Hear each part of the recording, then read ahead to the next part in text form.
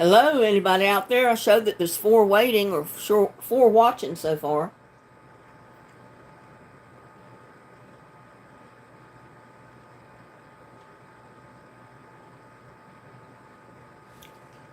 I'm running a little bit late, so I got to get my chat up here.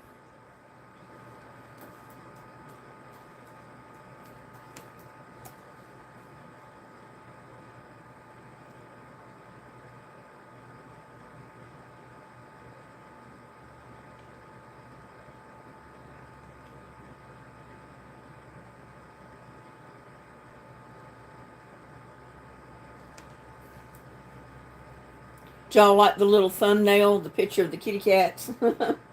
I thought they were adorable.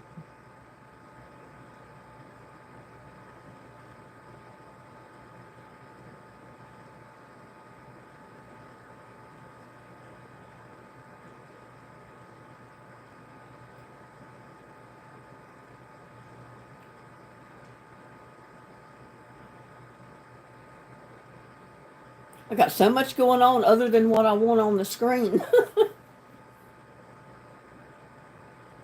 It's cold today, y'all. It's a really hot 45 degrees right now, which is cold to me.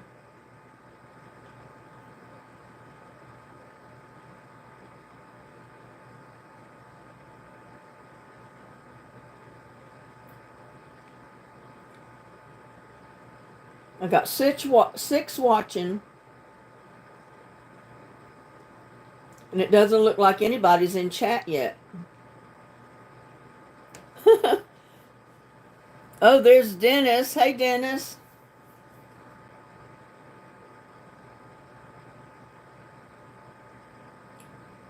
You like the eggplant and squash parmesan? It's really good. I mean, for the most part, you can't really tell you got squash in there. There's not a whole lot of difference in the taste. I mean, a little bit you can tell, but not much. But it's a great way to use up some egg. Maybe if you got one eggplant and one little squash, you can put them together and make you a squash parmesan with your eggplant and your little squash. I found many ways to do stuff like that on a limited budget.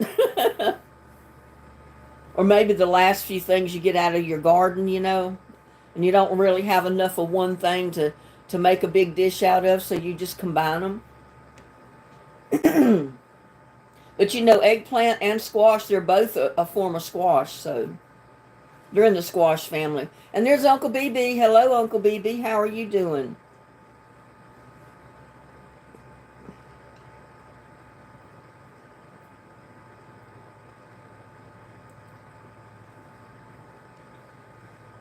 Where's all my regulars today? I mean, I know Dennis is my regular, Uncle BB is, but where's everybody else? This is not ball game day, is it? I think the Super Bowl was last Sunday.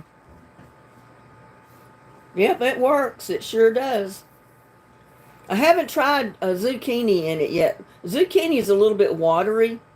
I don't know if I'd want to put zucchini in the parmesan and the yellow squash, or the eggplant and the yellow squash.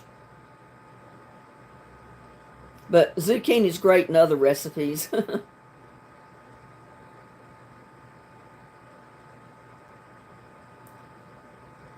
It's not getting as many views as I thought it would. Maybe it's the title. Maybe I need to change the title and make it more appealing or something.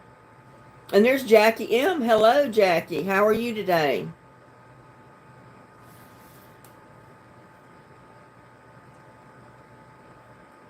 We got some cold temperatures coming up. And if anything at all survives in my garden after this coming week, it'll be good. I mean, the onions will be fine because they like the freezing cold weather. For the most part, collards do too, but there's only so many freezes collards plants can even take. That's the reason I put like 4 or 5 tree collard cuttings in the house in little pots, trying to root them in case my big ones out there freeze.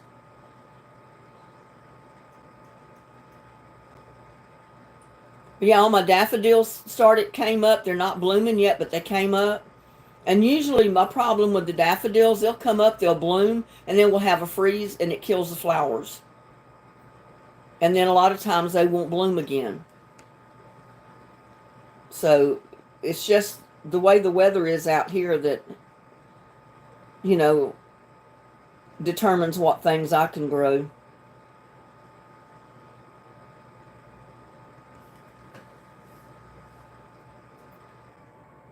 I'm looking up the forecast for Granbury.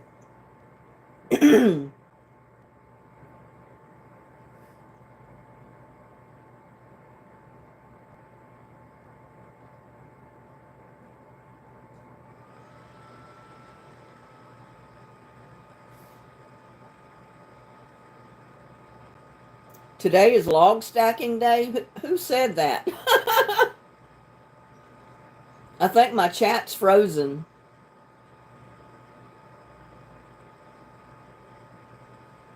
Let's see if I can refresh it and see what happens.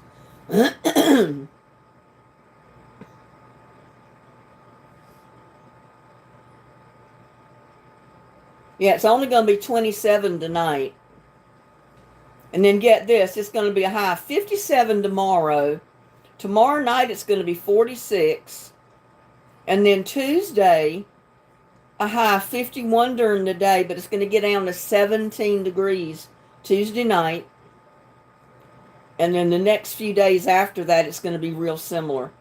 32 during the day, 21 at night, 28 Wednesday, 10 degrees Wednesday night. Friday, 37 for a high, 27 for a low. And then next week it warms right back up again. It'll be in the 70s. 70s and high 40s at night. So go figure that.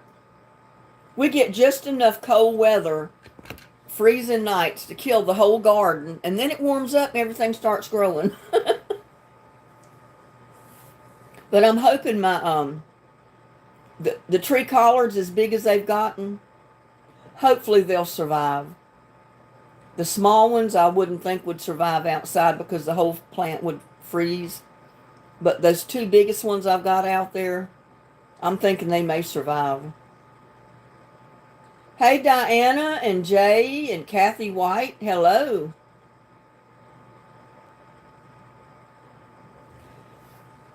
Well, I only usually have one or two that's blooming, and the other ones are buds, but they're not open yet.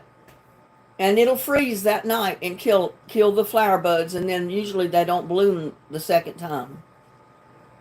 And there's some daffodils that I brought from my parents' house in North Carolina years ago. And every year that's what happens.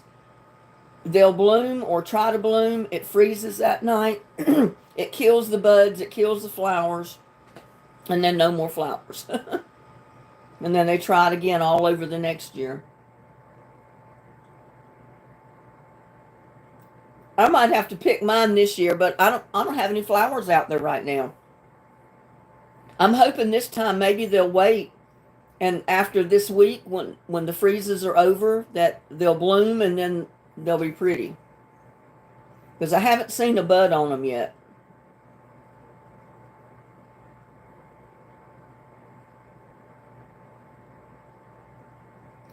Diana Hinkle's listening and eating leftover fajitas. I ate leftover squash and eggplant parmesan for lunch today. You cover yours up with blankets?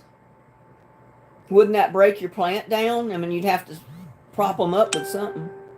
I've tried covering my plants. I've tried everything. And the way this weather is out here, it kills them anyway. It freezes them anyway. I covered them with plastic one year, and my plants died anyway. I put stuff in the greenhouse and put a heat light in there. And my tree collards and everything that I put in there froze. One little one, one big one survived. But it killed the whole plant except maybe that much of the bottom of it. But the plants, the roots survived and it came back up from the roots. And there's Edith, hello, and Donna, and oh, you're from Illinois. Well, I'm in 8B here, planting zone 8B. And for the most of the year, it's beautiful and you can grow pretty much a long season. But we always have 2 or 3 nights when it gets down in the teens or the 20s and it kills everything. And there's Jay. Hello, Jay. Oh, I wasn't prepared for that singing on Valentine's night. You can tell I wasn't prepared. I was just like I'd been running around the yard most of the day.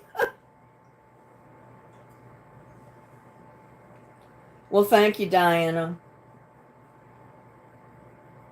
The sound messed up when I switched over and started using the soundtrack off the computer. The sound was too loud or it wasn't keyed in right. So the next time I do something like that, I'm going to take my time and I'm going to make sure the sound is correct. It was okay off the karaoke machine. The soundtrack was fine. It went with the mic perfectly. But when I switched over to the soundtracks on the computer, it didn't sound right. The sound was way off. So hopefully next time will be better. I had both fur babies in the house last night. But I tell you what, Lucky was ready to go out this morning and he's been gallivanting around all day. It's a bright, sunshiny, beautiful day, but it's cold. It's 45 degrees. At least the wind is not blowing anymore. It's finally settled down.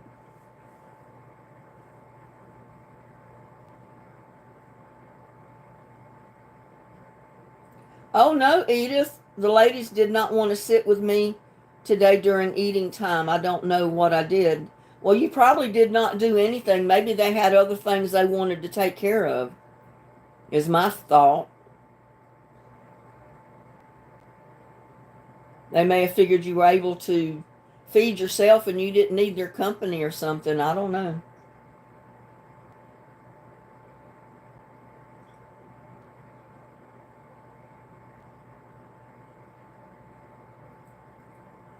You covered them with comforters. Well, I wrapped my green-stalk tower in quilts one year and then plastic over the quilt to keep my plants inside it from freezing. They still died. They still froze. So I gave up. I'm not covering anything this year unless I put a lid on the tote. You know, that works a lot of times. If you just put, that's the reason I tell you to save your lids to your totes if you're going to plant in them. Make sure you get them when you buy your tote. Because if you've got little sprouts coming up, if you'll put your lid on it during the freeze, it'll keep them from freezing. Don't tell me how it stays warm enough in there, but it usually will. My onions, it doesn't bother. I mean, and my seeds, it's not going to hurt because they haven't been in the dirt long enough to germinate and pop up out of the ground. So, and you know, I made 3 little miniature greenhouses out of the clear totes, and all you have to do is put your pots inside, water them, put your lid on, and leave it during the cold spells like we have right now. And it's supposed to keep your seeds from freezing. Even if they sprout and start coming up, it should keep your plants from freezing.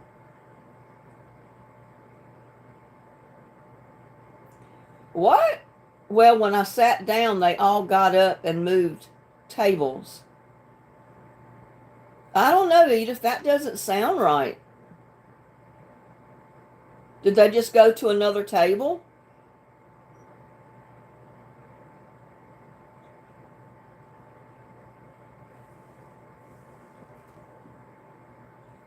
You talking about the other ladies in the nursing home?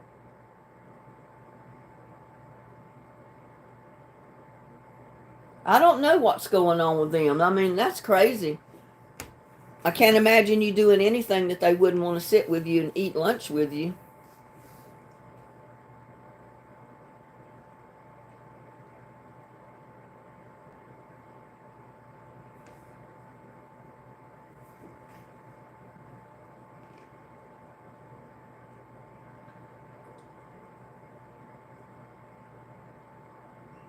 Uncle BB said, "Lady, your singing comes from the heart. If I wanted Taylor Swift, I'd watch her." Well, thank you. Yeah, I'm not going to get up there with just sheer leggings on and short shorts or G string and start dancing on stage. I'll never do that. But they know sex sells, you know, that it helps them sell their songs and all that stuff. But I'm not doing that kind of stuff. If nobody wants to hear my singing, they can tune in something else. Well, thank you, Edith. I tried. I was kind of tired from all day. I wasn't prepared to do that, but at the last moment, I decided, oh, heck, why not? I'm here. I'm not going to do anything else but just sit and relax. So I hurried up and got everything put together in the kitchen and just went for it. And my light burned out, and I still haven't got my light put up in there. I've got bulbs. I just haven't put a bulb up in there. It carries two bulbs, the overhead light, and one of them burned out, and that's why it got darker in here. But I covered the whole light up with a green cloth to kind of filter the light a little bit so it wouldn't be so glary. But I do need the other bulb up there. I know, they practically go on stage naked just to sell their music. And it sells. I mean, all these perverts buy tickets to see their concerts when they do that.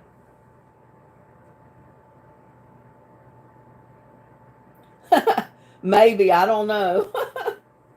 You even in my younger days, you wouldn't have saw me get up there dressed like most of them are dressed. I'd feel like I was naked.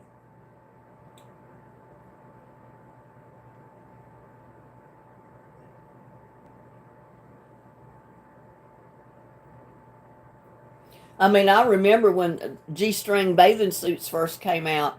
I thought to myself, "Oh my Lord. If you want to go naked on the beach, just go to a naked beach, you know? I mean, don't walk around in public with a G-string on. You're not covering nothing up. You got a string down your butthole and a little patch in the front, and that's it." I mean, I wore my bathing suits in my day when I was smaller. I've wore bikinis before, but I've never wore a G-string, and I never will.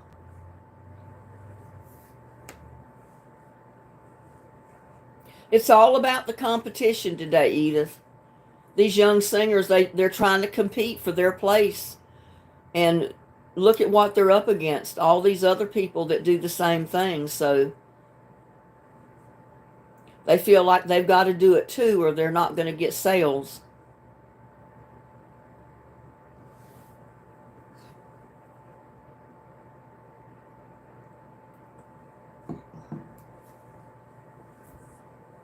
That's one thing I can say about Celine Dion. I mean, she wore sexy clothes, don't get me wrong. But to my knowledge, I've never seen her get up in a concert and go practically naked.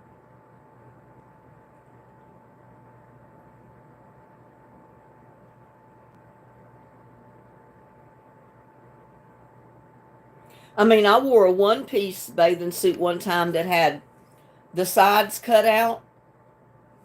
So it kind of almost mimicked a bikini, but it was hooked together. And I wore it down to the river one day when the whole crowd of us went down there to go tubing.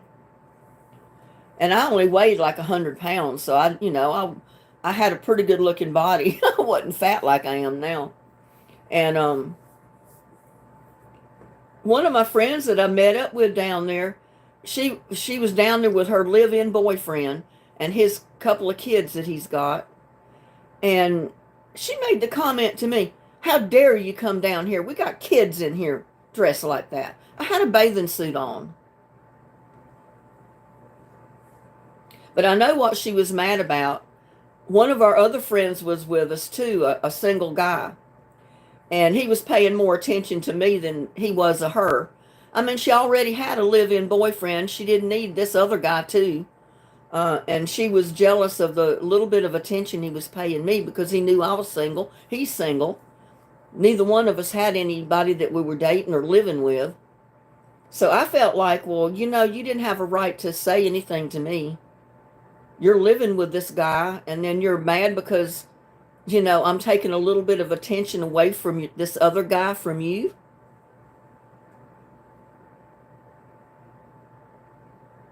Yeah, I've done that too. I mean, I never got real skimpy with bathing suits. I was covered up. I didn't have a string up my butt, put it that way. My butt was covered. But there was nothing wrong with that bathing suit. It had more to it than if I'd have worn a bikini, because it wouldn't have covered my belly or my back up. It just had like little narrow cutouts on each side of it, like from the bra line down to the hip. And she felt like that was an indecent bathing suit. There was nothing wrong with it. She was just mad, like I said, because I was getting a little bit of attention from the other guy that she didn't get.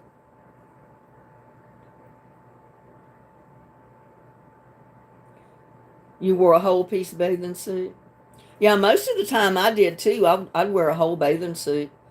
We moved out here to Texas though, and at the swimming pool right down here, I started wearing two-piece bathing suits, but they weren't real skimpy. I mean, I was covered up pretty good.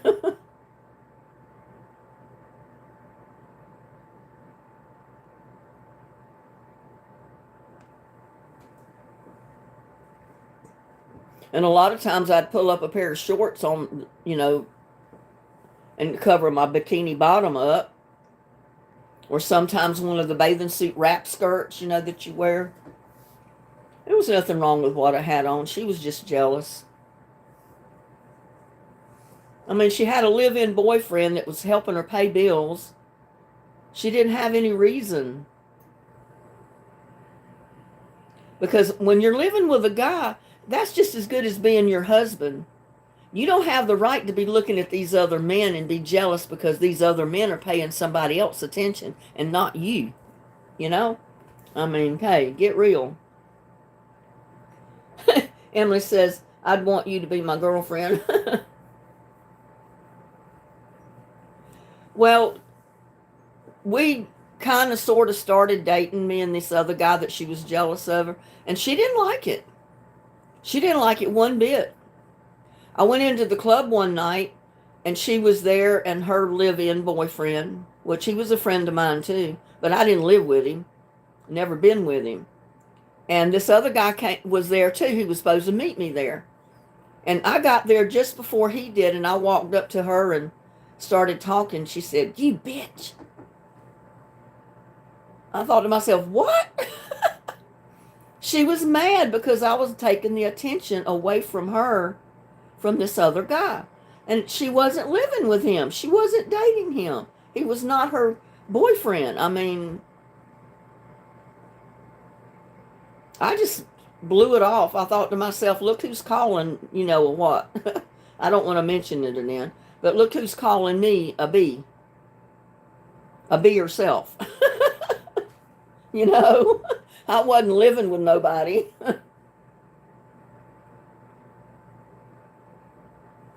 I don't really believe in that either. I don't believe in living with someone and you're not married to them. I mean, you can end up common law married, but there's no paperwork. There's no proof that you're married.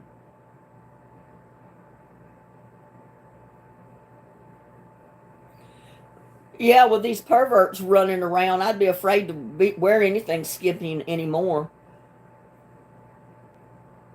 That was a long time ago, and I wasn't in heavily populated places when I had my bathing suit on.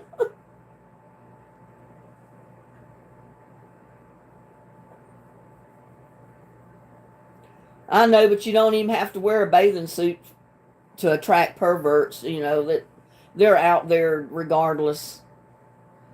And it doesn't matter what you wear, they're still there.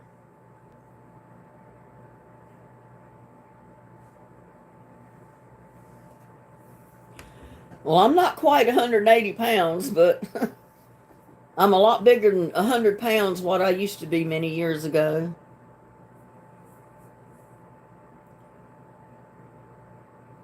But all this cancer scare and going through chemo, usually it makes you lose weight, but my doctor was bound and determined she was going to make me gain weight. And I know today why, because she intended on getting me back in there and putting me back through chemo again. And I never went back because I realized after surgeries and everything, my surgeon told me I didn't have cancer, that I didn't need all that. So I quit going. And they told me if you keep going, she's going to tell you the cancer's back. We need to start treatments again. I thought, I don't think so. She can do treatments on herself.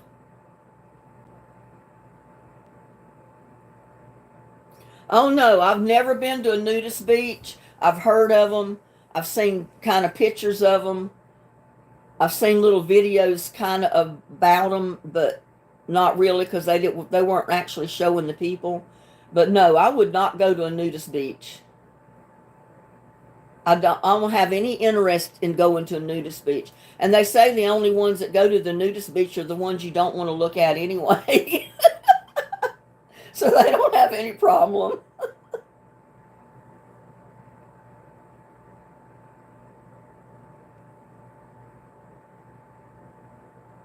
Right, Diana. Yeah, I feel like if you're going to live with somebody, you need to be married to that person. But then I'm kind of old-fashioned about that, you know?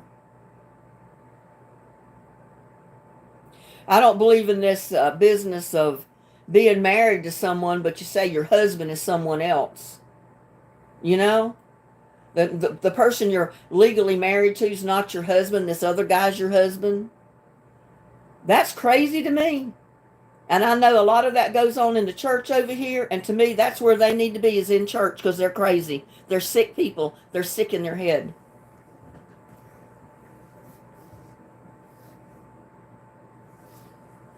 That's one thing I had problems with this guy that's been harassing me. He went around telling everybody I was his wife, but he never came and talked to me. He never came to my house, but he drove around the community and went to everybody else's house telling them that. But he never comes here, and they wonder why. I'll tell you why, because we're not married, not legally anyway. He might tell everybody I'm his wife, but then he'll go back and he'll tell, I don't have sex with my wife. So he goes with all the other women in the whole county. Now, that sounds sick to me? He's sick in the head. I don't want any part of that man. I don't want any part of somebody that thinks that way. That is mentally off. The whole church is mentally off that thinks that way. Yeah, I heard one lady say that in church.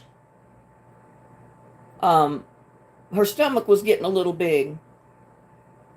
And somebody said something to her about her husband. And we all knew him. I mean, he went to church too. And she says, oh, he's not my husband. My husband will take care of it. But the one she was married and living with was not her husband. But she had paperwork legally married to this guy. But he's not her husband. This other guy is. And I'm not saying anymore. I'm going to get myself in trouble. But yeah, that's mentally off. That's cuckoo. If I'm going to be married to a man, he's my husband. 100% or not at all.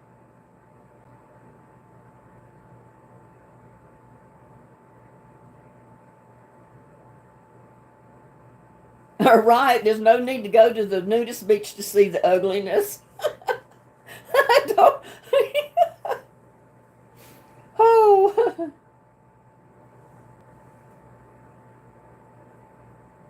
Yeah, but Emily, what if somebody told you your husband, the man you're married to was not your husband, this other guy's your husband? That's the way these people think. So if that's true, the pastor, the woman he's legally married to, he's not her husband. He's the husband of somebody else. Who's her husband? Blow Joe down the street? That is sick. Totally sick. That's one reason I don't go to church anymore, and I never will. I'm not putting my foot back in a church. They're sick people. They need to be there. But unfortunately, they don't know why they're there.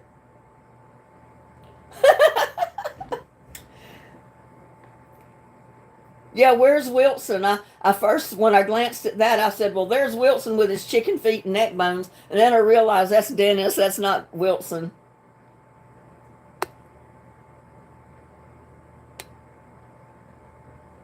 Yeah, I mean, that just blew my mind. I had never heard of such craziness, sick minds in my life to say something like that. And actually believe it and live by it. I guess they figure if you're not married to the person you love, that he can't control you. You got this other person over here that's your husband that can do the controlling because he's not in the house with you. I don't know. It's crazy to me. And I don't think that's the way God intended things to be either. We got Wilson's attention with that. Look at there. He come in and said, what's this about church? No, I don't need to find a church at all. They all turn me off. The things that go on in church is unbelievable. I don't want any part of it. I believe in God. Don't get me wrong. I'm a God-fearing person, and I try to live by the 10 Commandments. But as far as the church goes, I will never go back in another one. And I spent 20 years in this church over here singing in their choir every single week, 2 or 3 times a week. And I'll never go back.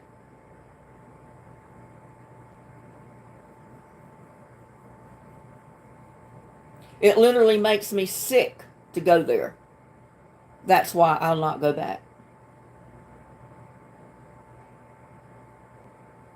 Because the minute I walk in the place or even look at the place, all the ugliness comes back that I've been through and went through with the church, and I don't want any part of it anymore. You didn't miss anything, Diana. Diana, not a thing. When you miss anything ugly in the world, you haven't missed anything.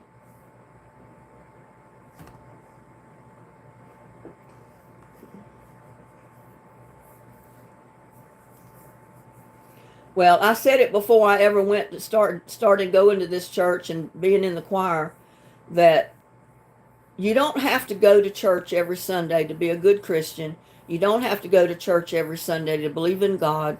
You don't have to go to church every week to live by the 10 Commandments. Most people don't even know what the 10 Commandments are, and they certainly don't live by them anymore.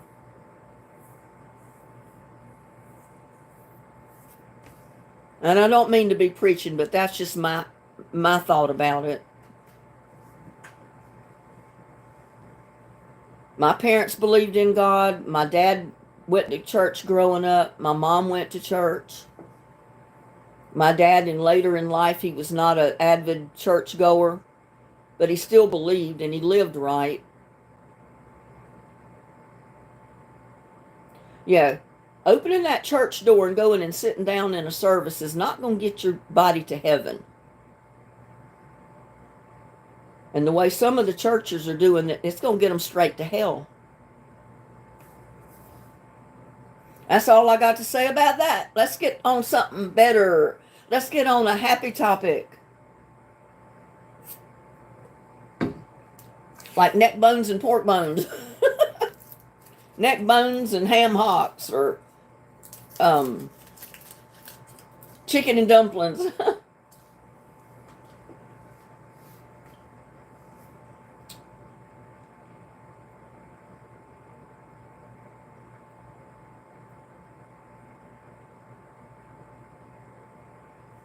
Wilson said, I used to go to church. They were going on an outing to a hockey game, and they set me.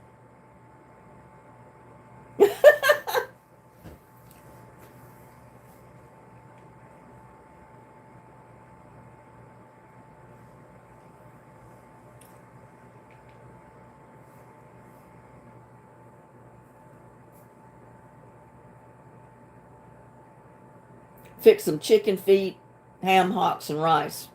Well, it don't sound too bad, but just leave the chicken feet out. I can handle the ham, hocks, and rice, but not so much the chicken feet.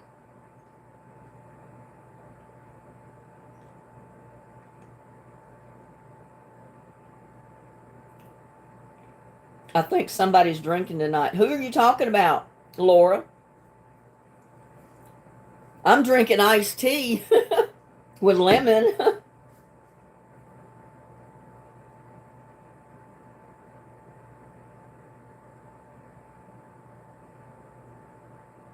Oh, they set you up and left without you?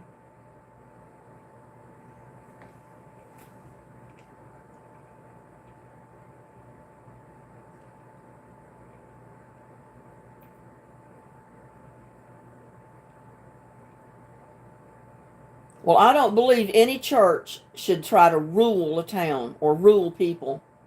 And that's what these churches are all about. They want to rule everything. They want to decide who lives and dies and when they live and die. They're trying to be God, and they're not God. That's supposed to be God's house. You're supposed to be worshiping God, not trying to be God. And that's what they're doing. Has anybody had the Blackberry Zero Dr. Pepper? No, I didn't know we had a Blackberry Zero Dr. Pepper. It's good. I'll have to try one. I'm not going back to any of them. Y'all can do what you want. I mean, I'm not telling anybody not to go, but I personally, I'm not going. I've did my time in church. No, it's not. My iced tea is not. I don't drink alcohol, Laura. I do not drink alcohol, wine, beer, any of that stuff. Good afternoon, Shatika. Blessings to you. I don't even know how we got on that topic, but I want to get off of it. I want to get on something cheerful and nice.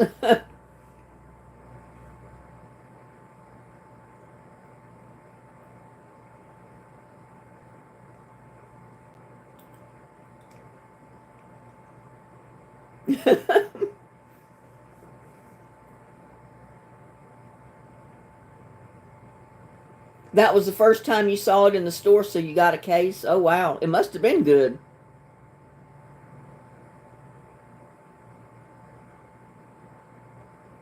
Well, Laura, you're entitled to your opinion. I'm not putting the churches down. I'm just putting down some of the things that goes on in them and what some of the people are doing there. They're giving the churches a bad name, and that's all I got to say about it. And I'm entitled to my opinion.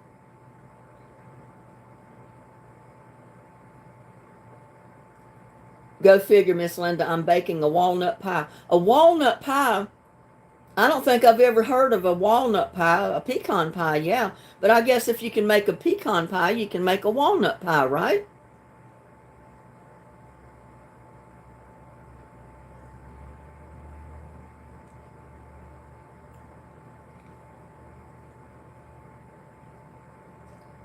Well, I told you in the video, Tamara, how much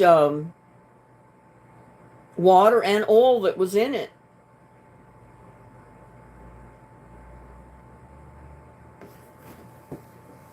Let me see if I can find it. Oh, I had it written down.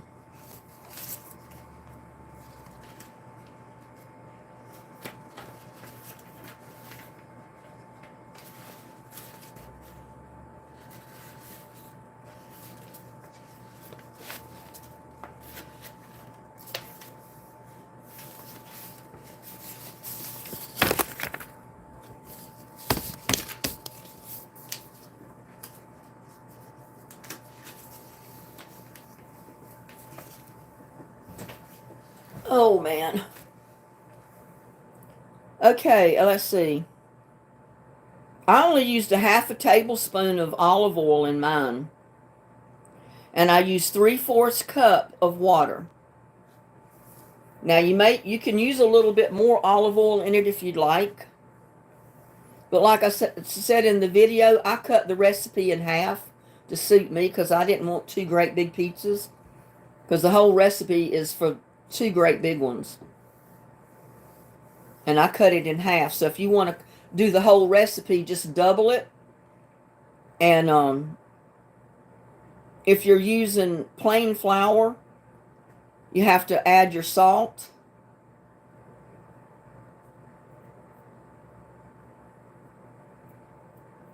And make sure that when you put your yeast in your water to see that if it's going to work, make sure your water is lukewarm.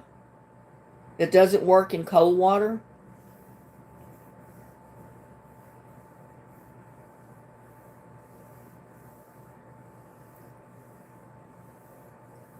But even in the plain flour, they do not put baking powder in it. They just put salt because they add the little bit of yeast in it.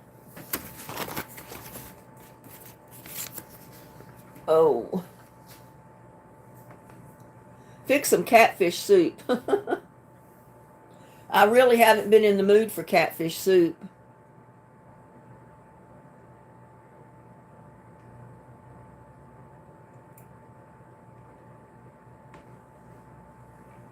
I grew up non-denominational. My mother was Catholic. She was born into a Catholic home, and she was Catholic. My dad was like free will holiness. So we went to a Protestant church when I was growing up in New York City. That's a non-denominational church. And that's pretty much what I stayed until I started going to this one church and joined the choir. But I'm not going back. And like I said, I don't have to be inside the church to live right. Don't have to be inside the church to be a Christian. Because walking in that church every Sunday morning is not going to get your butt to heaven.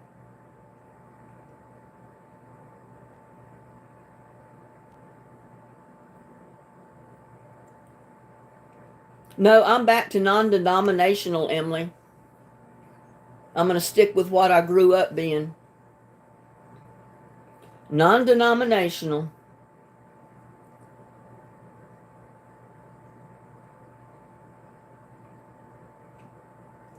I'm not getting that many views on my squash and eggplant parmesan, even though I thought it was, it makes a great parmesan.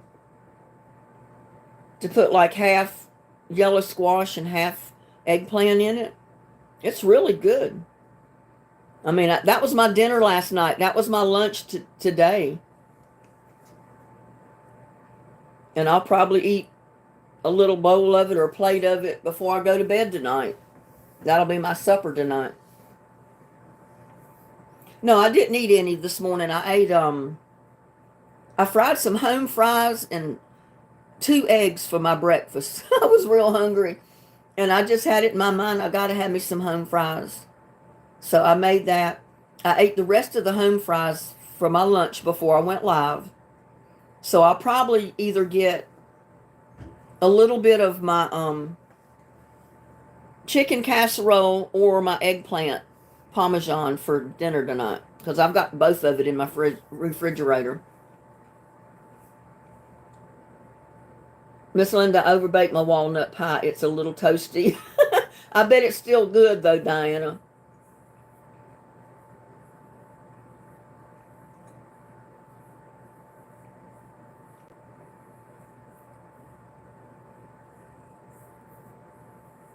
My cats don't eat table food. They won't even eat fish unless it's tuna fish out of a can. Now, they love that. That's like giving them a candy bars to give them tuna fish in a can. Sometimes I'll open a can of tuna fish to make me a tuna fish sandwich. And I'll take a spoonful and put it in each one of them's dish. And I'll pour all the juice in their dish from it. And oh man, they go crazy. They love it. But I've tried giving them table food. They won't touch it. They'll sniff it. Walk off. It's like, that ain't food. I don't know what that is. I'm not eating it. I got to have me some catnip treats or Frisky's cat food.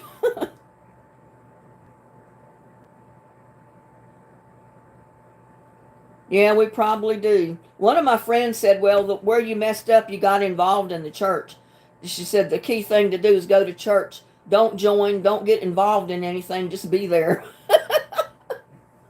I thought to myself, well, why would I want to do that? I mean, you can, but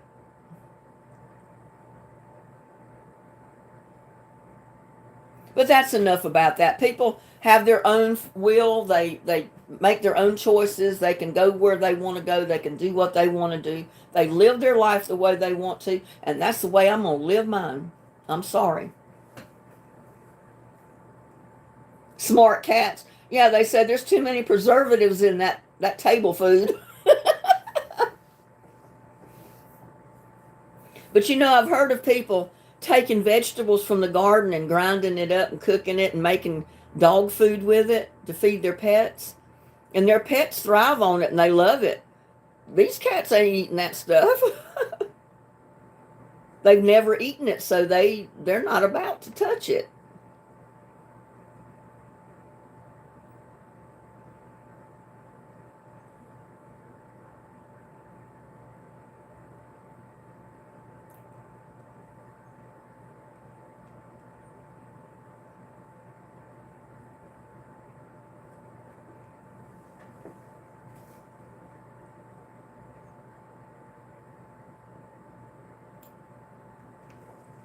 I don't want to be a nun. I just well be. I don't never date anybody.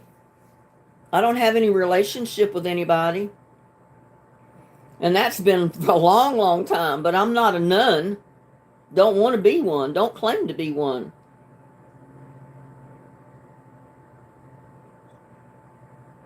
And Tamara's trimming her kitty's nails as she listens. Hi, Spencer Love.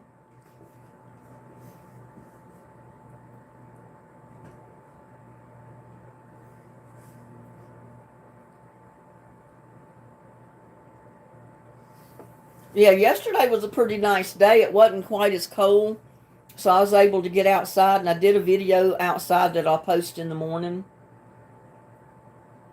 And now I'm just waiting for for this freezing cold weather to be over with for good, so I can really get with my garden.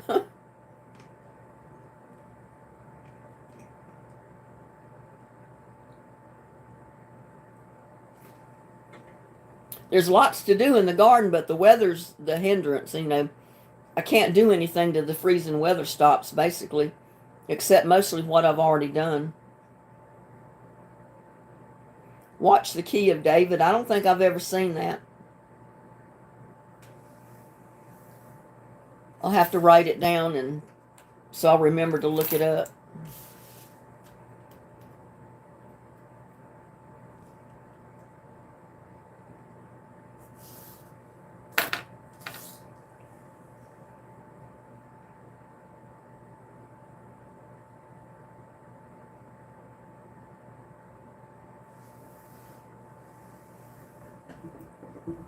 Well, I think that's where my mistake was, Diana, as I even went to church out here. I should not even have went.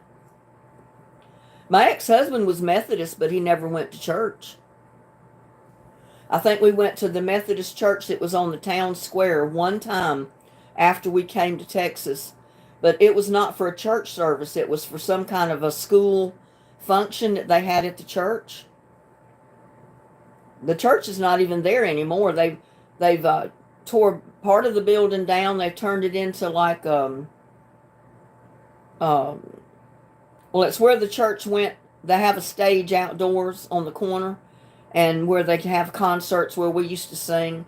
And then the building itself, what of it's left, and they've added and built to, is like a shopping mall. So the church is not even there anymore.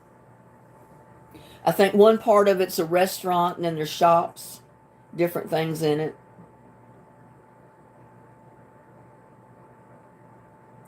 I just sent off for some cowboy candy from someone in West Texas. Well, why didn't you order some from me, Wilson?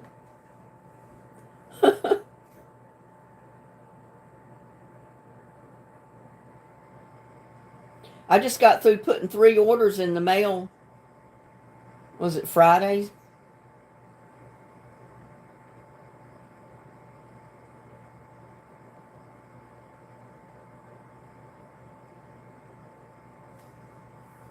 You can order it for me on Poshmark.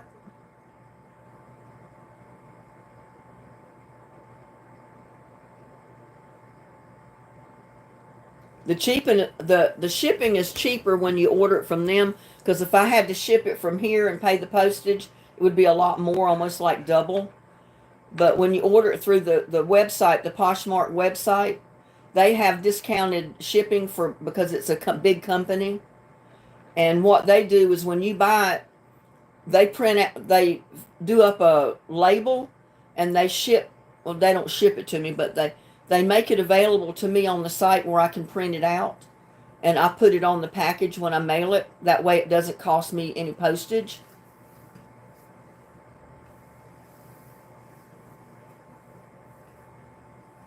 Well, I can't get on to. Let's see.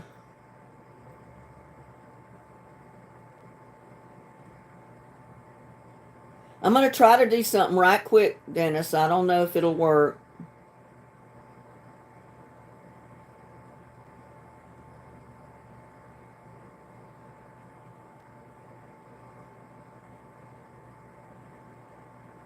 Don't know if it'll work.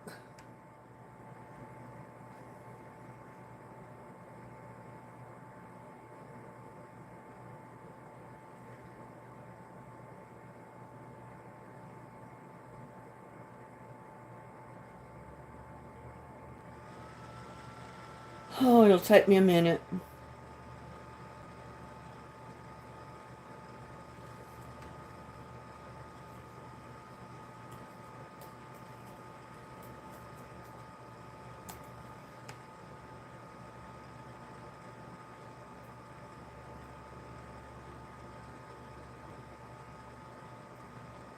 Oh my goodness, I get everything coming up that I don't need coming up.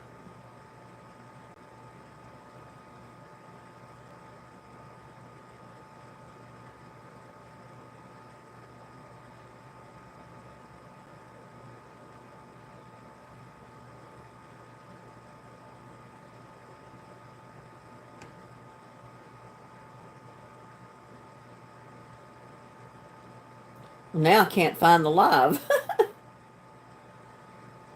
Where's my 2 kitty cat picture? There it is.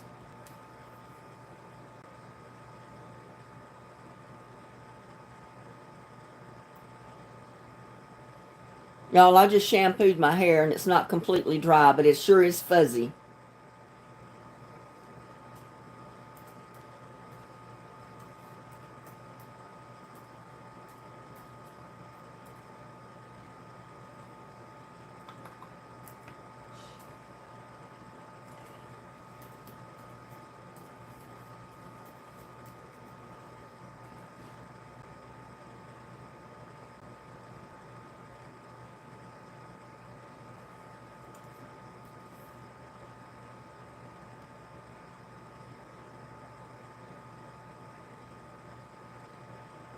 There it is, Wilson.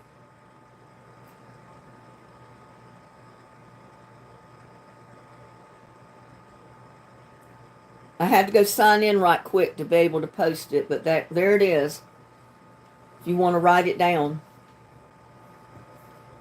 Or if anybody else wants to go check out what I've got.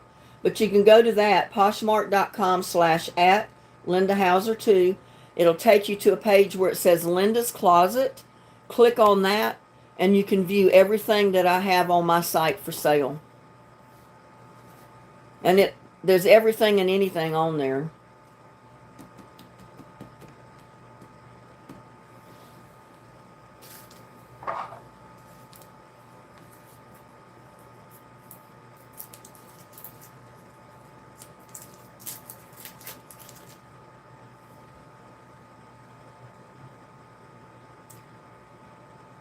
So just copy that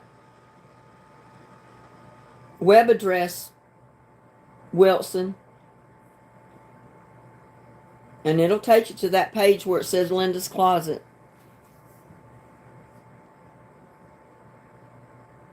So you have any cheap chick? I don't have chickens, Dennis. I don't raise any animals. The only animals I have here are the 2 fur babies. I don't have chickens.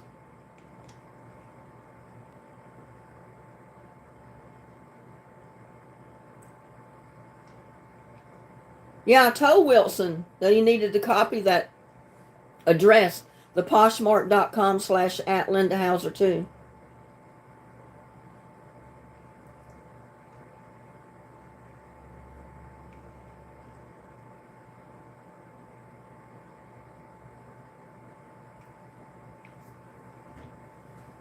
I'm wondering how much you paid for it. Usually a lot of the other sites charge a lot more than I do.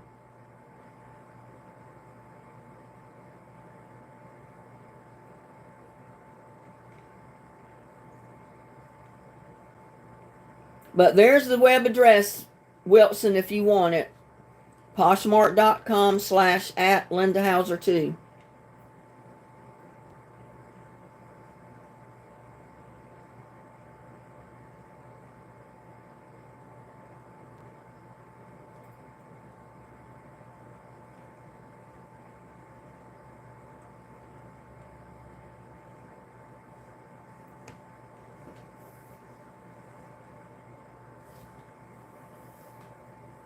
Oh, my hair's so fuzzy.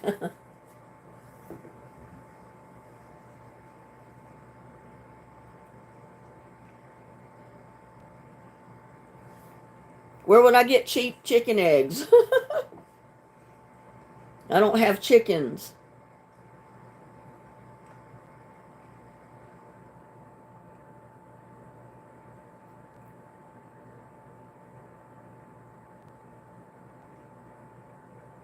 Yeah, I'm not supposed to do that because I'm not supposed to be signed into another site while I'm signed in with the camera. But I got on there just long enough to put that address on there because I can't do it on this camera screen. I'll end up messing it up.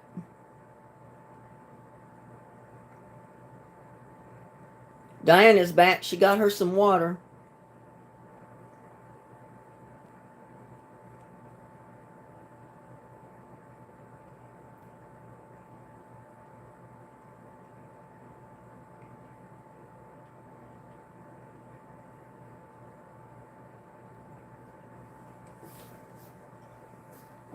I wish I had some cheap chicken eggs, Dennis.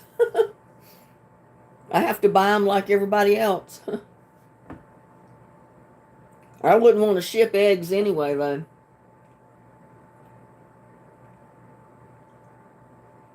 The cats are fine. They were inside last night. But I tell you what, they were ready to go outside this morning, and Lucky's been out all day. He ate him a healthy breakfast, and he's out roaming.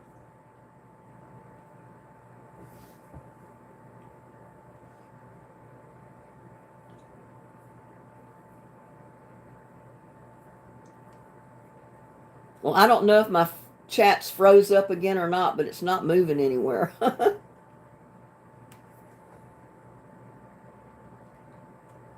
Oh, there it goes. There's Wilson. He said, got your address to your site. Okay. Well, that should take you to a page where if you'll look down to the left of the page, it'll have Linda's Closet. Just click on that, and it'll take you right to everything I have on there for sale.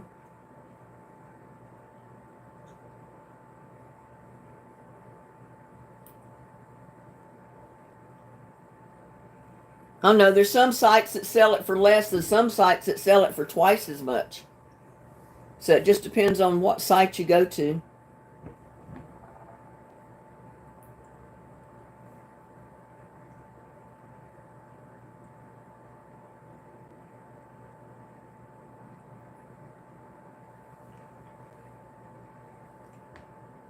Oh, we got David Edwards, hello, and Keith, Kevin. And see, it's not updating on my laptop over here.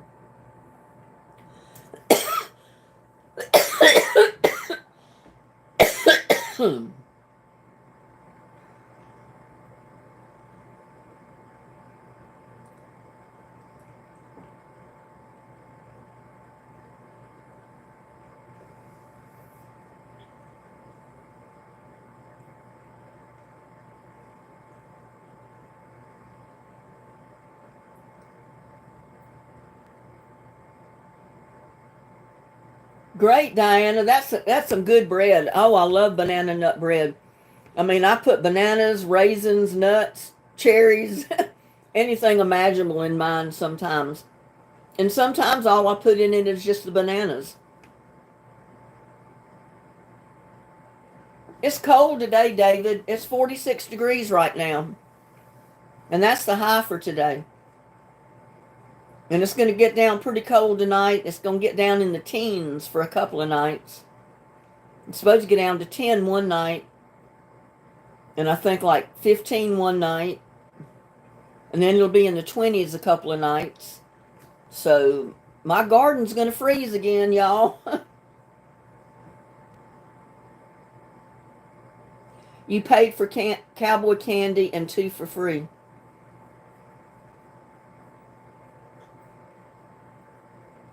How much did they charge you for the one you did buy, though?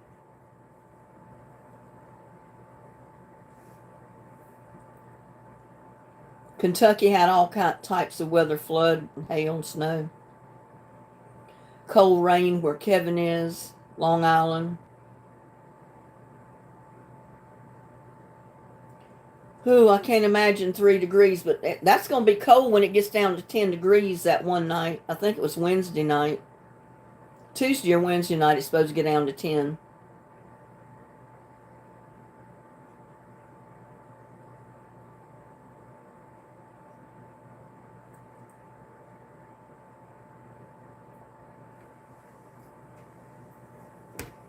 Well, I fixed Tamara and who was it that bought the other? I don't remember. But they told me what they wanted, and I put a special package up on the thing for sale for just exactly what they wanted. And I even threw in free watermelon rind jam with Tamara's, I think. And I should have did that with the other order, but I forgot to do it.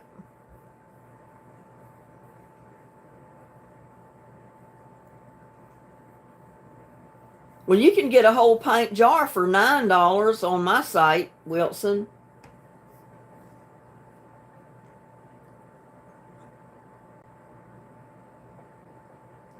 Wonder what size jar that is, smaller jar.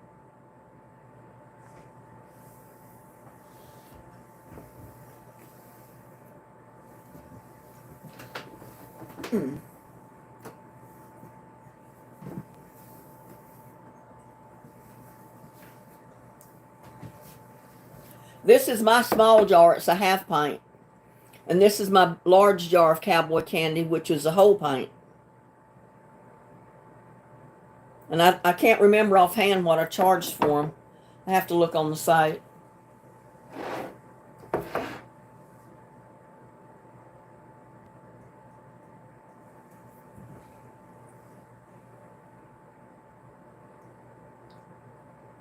See if I can bring it up and I'll tell you.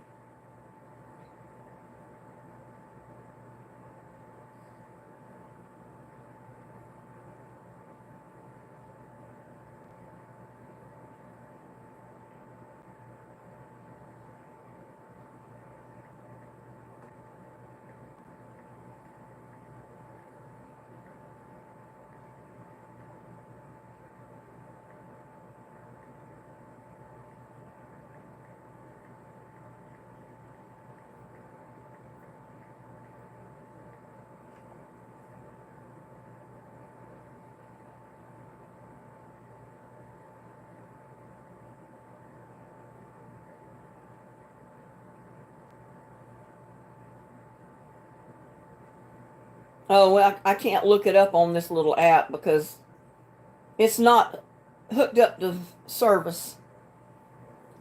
So I can't get on there to look up the price because I don't remember exactly what I put it at.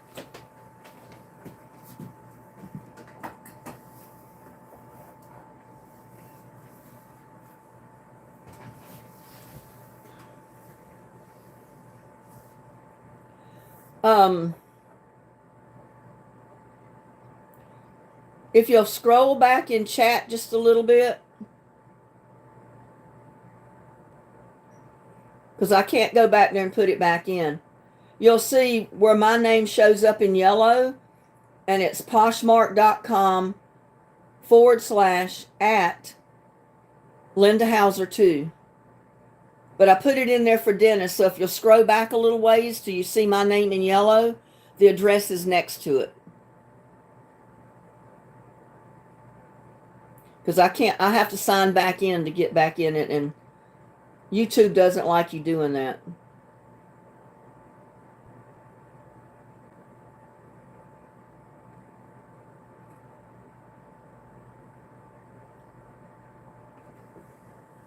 Homemade clam chowder.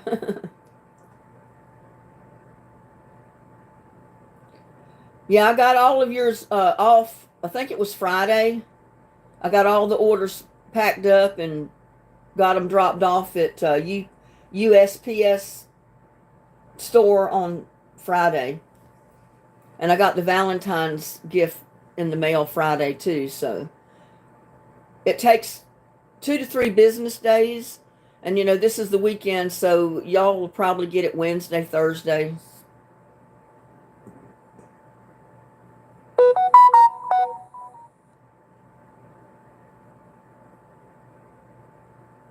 You hear a jackhammer outside your window? Well, I'm glad I'm not hearing those anymore. I've heard them for long enough. But if somebody buys the lots behind me and the one over here next to me, I'll hear it all over again. They'll be building more houses.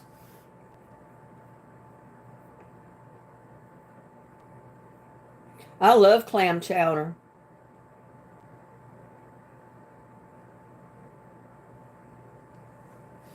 And I know there's 2 different ways. There's the one where you use the tomato sauce in it, and then one where you put the milk in it. I like the white one, the one with the milk in it better. But I love clam chowder. Yeah, no mail tomorrow, so it'll probably be Thursday before y'all get these packages I sent Friday. I haven't decided yet, Wilson. I don't know what the prize Thursday night will be. I haven't thought that far ahead. I've just been trying to keep up with everything day to day.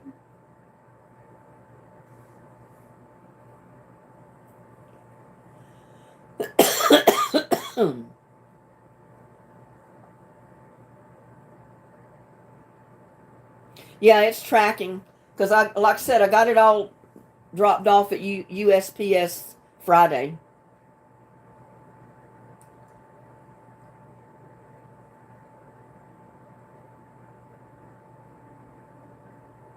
Yeah, Manhattan and New England style. I guess it's the New England style that I like. Yeah, they're both good. And I love oyster stew if it's got the little bitty small oysters in it. Because they're cooked solid, and I like the oyster stew. I love the taste of it. Put those little oyster crackers in it. Yeah, I know. It's another holiday. I know. Seeds, hot peppers. Yeah, you always want seeds, Wilson. Even if you don't win.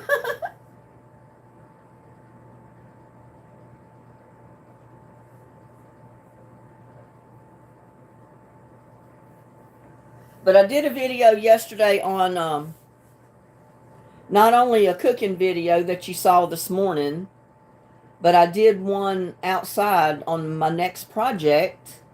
So you'll get to see a glimpse of my next project. I got 2 projects coming up. I haven't gotten one of them yet. It doesn't, well, it's supposed to get here Monday. I don't know if I think it's coming from Amazon. I don't know if it'll come on Monday or not. It may be Tuesday. The Damn It dolls look cute. I made those.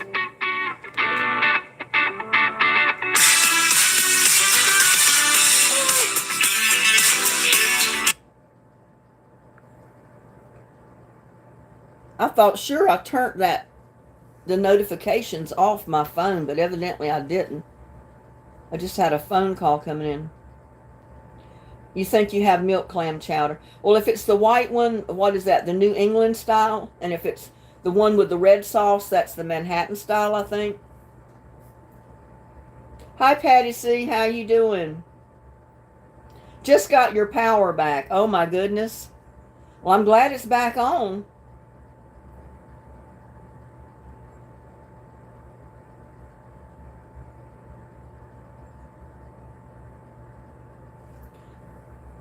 I don't know. My phone was ringing a little while ago. It sounds like music, but there's nothing now.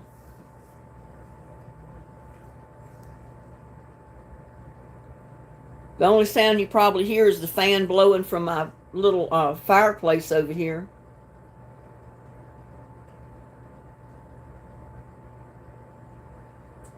Linda, I was wondering if you made the your something else. I don't understand that question. You'll have to put another message in, Uncle BB. Yeah, I made those little damn it dolls. They're a gift item, a fun little gift item you give to people. I'm doing real good. I feel great today. It's just too cold to do anything outside. Yeah, I made all those damn it dolls.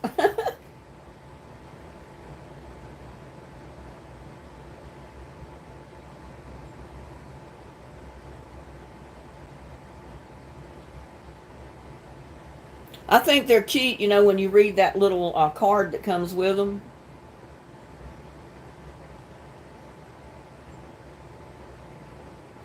It's to give to that friend that works in that office job that punches a 9 to 5 job that they don't like. They get aggravated with it.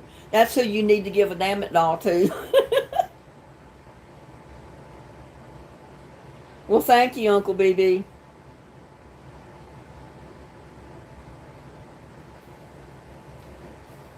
I try to make them in different looks to each one. I don't want everyone to be exactly the same. So I design each one a little differently. Well, thank you, Jackie. I guess you saw them too then.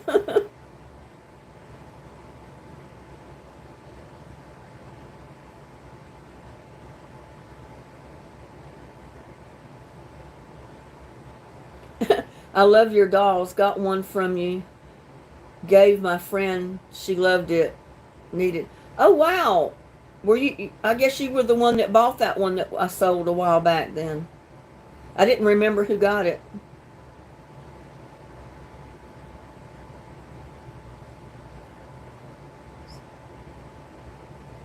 Oh, wow. That's neat, Kevin. I'd love to have a bird feeder with a camera on it that could film the birds. I bet one of those cost a pretty penny. Because I have birds, but I can't set the camera up out there to watch them all day long because the battery would run down. And I don't have anything out there that could film them other than my security cameras. And they don't make a good video of something like that. So a bird feeder with a camera, that would be fantastic. Oh, okay, you bought the painting too. That was you. I remember now. I had forgotten all about that. Yeah, I just put the new cover on it. Didn't you see the video where I put the new cover on it, Wilson? It's actually green now.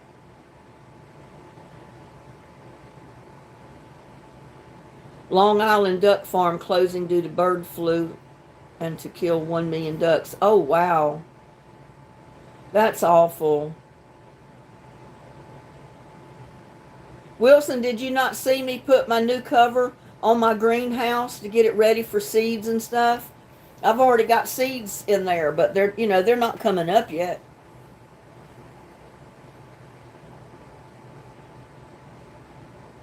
Well, you'll have to watch it then. I don't remember what it was titled. Yeah, that's sad. That's one thing I say I hate about everybody cutting all my trees down around me here is it kills the birds' homes. It gets rid of all the birds because the birds nest in those trees. And if there's no trees left, we're not going to have any birds.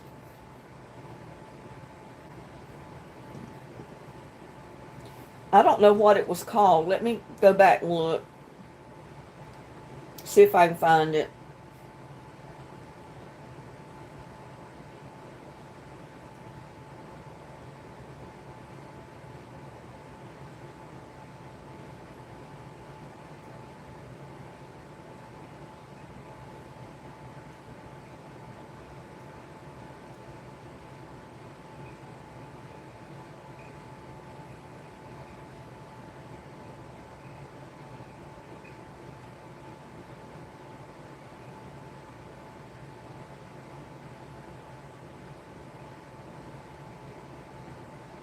I forgot what I named it, Wilson. I know I had already finished my cabinet.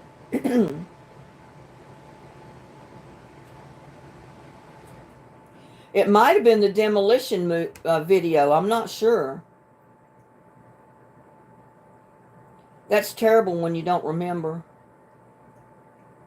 I probably should go back and find it and put a different name on it or something. But that was 10 days ago. That's probably about the time I did that.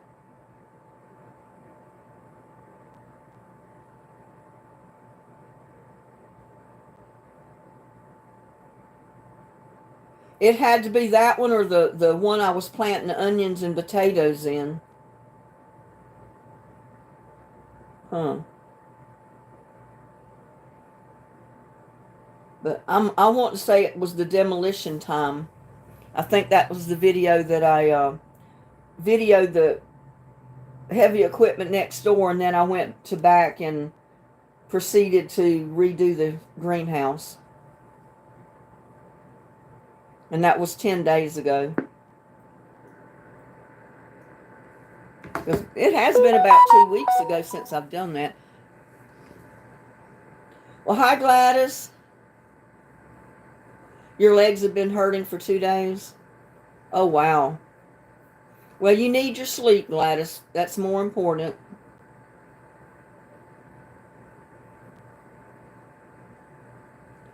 I'm tasting my overbaked walnut pie. I had to do my text over it. Didn't come out right. Oh, wow.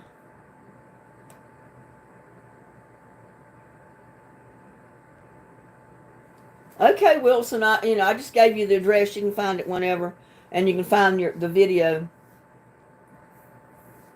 But that sounds about right. The demolition video is probably the one that it's in. Because I think I started off showing the heavy equipment next door, and then I went around back and started on the greenhouse. Or it's ones from then to now somehow in there.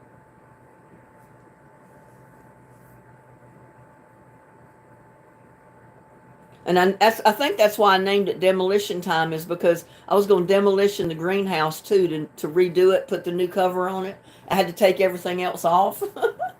And I still got to get in there and get those wood chips out. I got to fix my pea garden, as I called it. And if you've seen the video where I planted the seeds, I've got to put some ground cover around those pots. And then I want to put the wood mulch on top to keep that grass from growing up.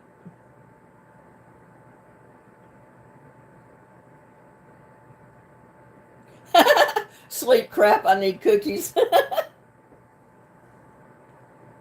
I would assume it would be, the walnut pie would be like probably identical to a pecan pie, only it would have walnuts instead. That's what I would think. I don't know. She may have some kind of different recipe for it.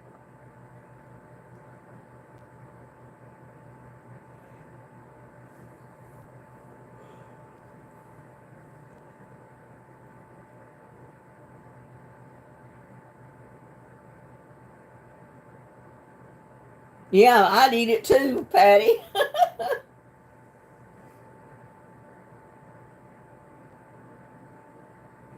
Sorry, Diane. That's frustrating after putting the time and ingredient. Yeah, it is kind of downhearting when you spend the time to make something and you have all the ingredients to do it, and then it doesn't turn out exactly the way you wanted it to. But I'm sure it's still edible.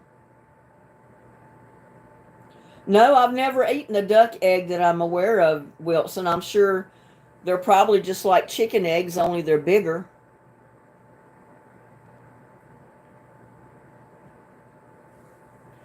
Instead of cooking 2 chicken eggs, you could just cook 1 duck egg.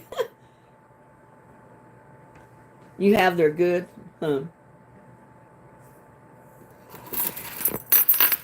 Although my grandparents had ducks, and I've ate eggs at her house all the time for breakfast, and I couldn't swear I've never eaten a duck egg, because she may have given me a duck egg instead of a chicken egg one of those breakfast mornings.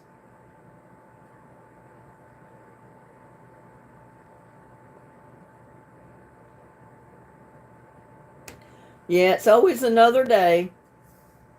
I've had things flop too, so don't worry about it. But like I said, I'm sure it's edible. I don't think you could have messed it up that bad by cooking it too long. Their yolk is darker. Well, see, after it's cooked, I wouldn't know the difference, because some of the chicken eggs, the fresh chicken eggs, the yolk's pretty dark on some of them.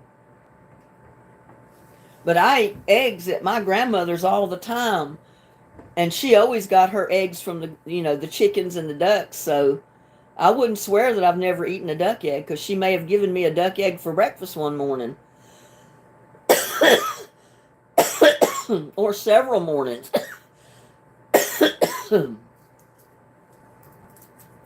All I know is the eggs I ate were good.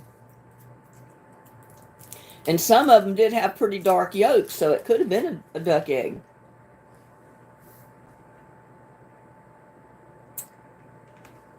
My grandmother had regular ducks, roosters, chickens. She had what they call the Bantam roosters.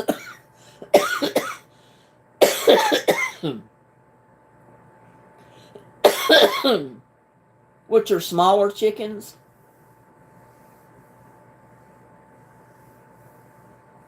I don't know, it was like $5.89. Right at $6 when I bought the last 18-count carton. I think it was about $6, right at $6.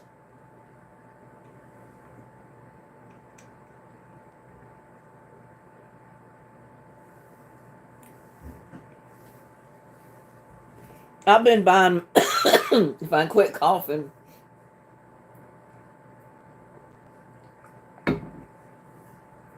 I usually buy the 18-count carton of eggs, and the last one I bought here was like $5.89 or something like that. And I think the 1 dozen was like $3.89 or something. And that was the Walmart brand egg. Now, some of the other eggs were a little bit higher. Walmart carries several different brands of eggs. Like the brown eggs are a lot higher than that.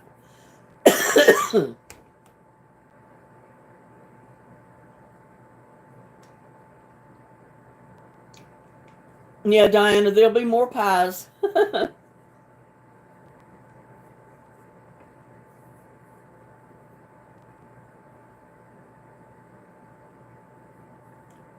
Sometimes when I experiment with recipes, I've had 1 or 2 of them flop. Nobody knew about it but me, though.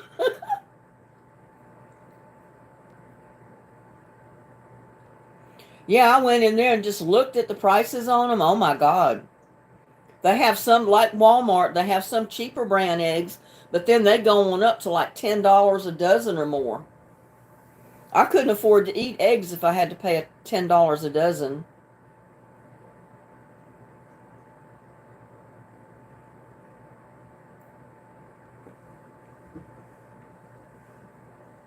And I buy Walmart brands, the Great Value brand eggs. I think that's what they are. And I know there's a lot of people that won't eat them. They if it's not the brown eggs, the high dollar eggs, they won't touch them.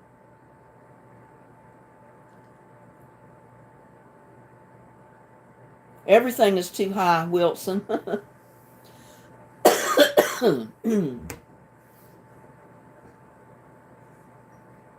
I was hoping some of these prices would come down.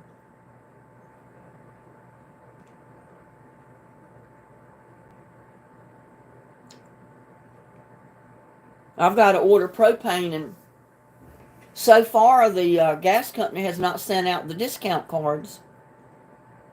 I usually wait till I get the discount card and then I order a fill on my tank.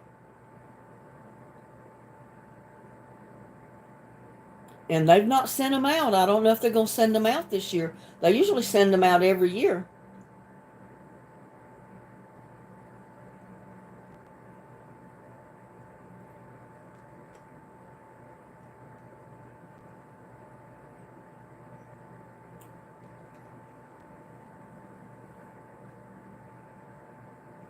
Oh, that sounds good, Gladys. I love spaghetti and meatballs. Or meat sauce. May have to become a vegan.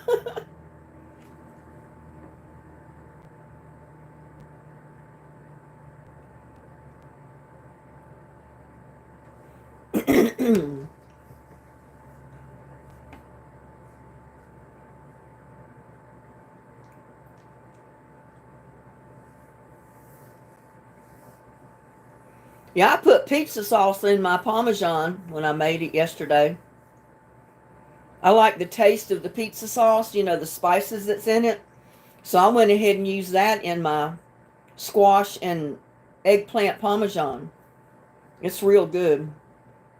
I didn't have quite enough of the sauce, though. I needed more sauce.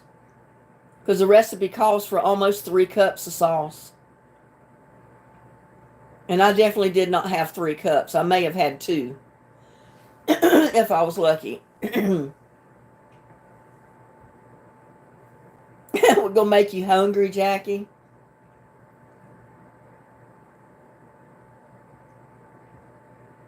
You become a vegan, Wilson, and then the price of veggies will go up.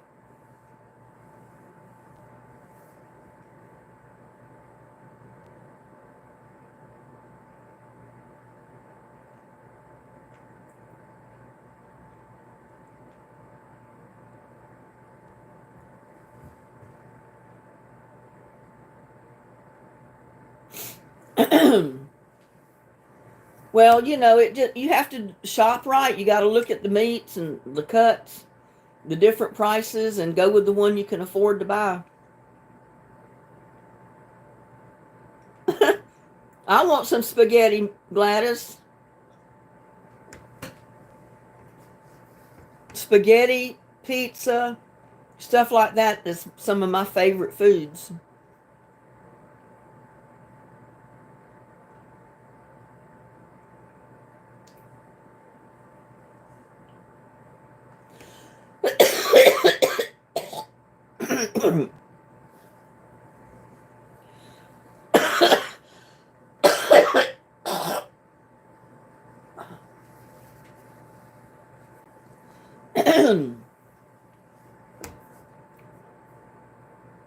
Whew. I just got brown eggs, 24 dozen. 24 dozen for $7.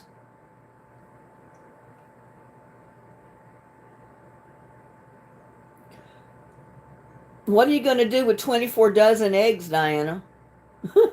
I think you might have misspelled some of that. I don't know. Or did you mean 24 eggs for 7?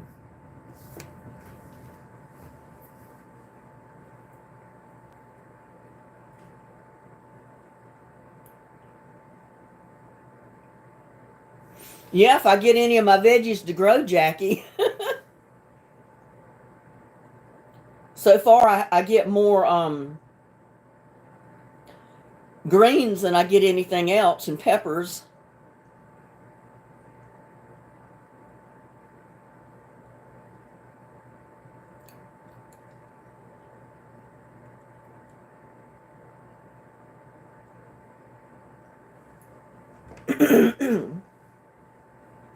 Well, when I converted that recipe to include squash, I got to thinking, you know, I've never seen anybody do like a squash Parmesan. Why not a squash? They always have egg Parmesan, but never any squash. And I said, I'm going to try it. I'm going to mix it up and see how it does. And I love it that way. That's the reason I went ahead and did the video on it, because it turns out real good. And if you grow all that in your garden, you don't have to actually go to the store and particularly buy it. You know, you've already got it on hand. Why not use it and be creative with your recipes? Oh my God, Wilson, rat meat. China can keep it. We'll send all the rats to China.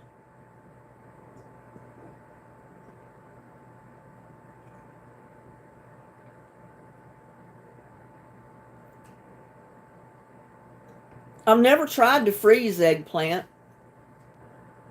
I didn't get enough out of my garden this year to freeze any. I got enough to cook some and eat it myself, but I didn't get enough to give away or freeze.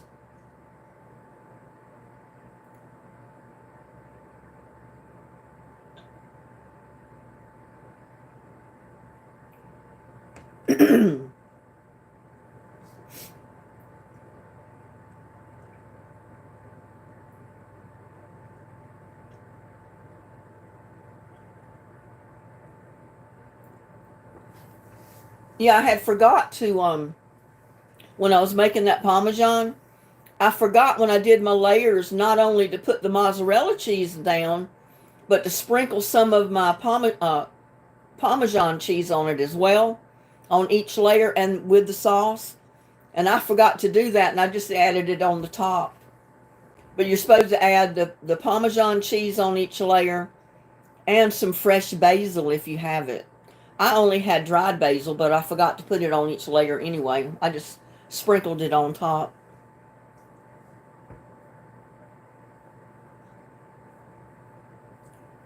I remember eating squirrel as a kid, Tamara. My brothers, when they were teenagers, would go hunting and bring squirrels home. My dad would go squirrel hunting and bring them home, and my mom would cook them. And they were pretty good. She'd cook them in rice. Just like you would chicken in rice, she'd make squirrel in rice, and it was pretty good. That's what I thought you meant. Maybe 24 eggs for $7. Not 24 cartons of them, or 24 dozen. Yeah.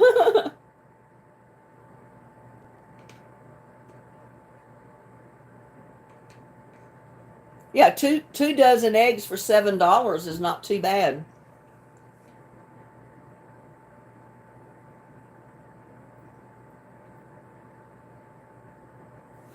Yeah, you should have about 3 cups of sauce to that recipe that I used. I did when I converted it like that. But that's all the pizza sauce I had, so I used what I had. But if you have your boys make it, tell them to make sure they have about 3 cups, at least 2.5 cups of pizza sauce or tomato sauce or marinara sauce or spaghetti sauce even you can put on it.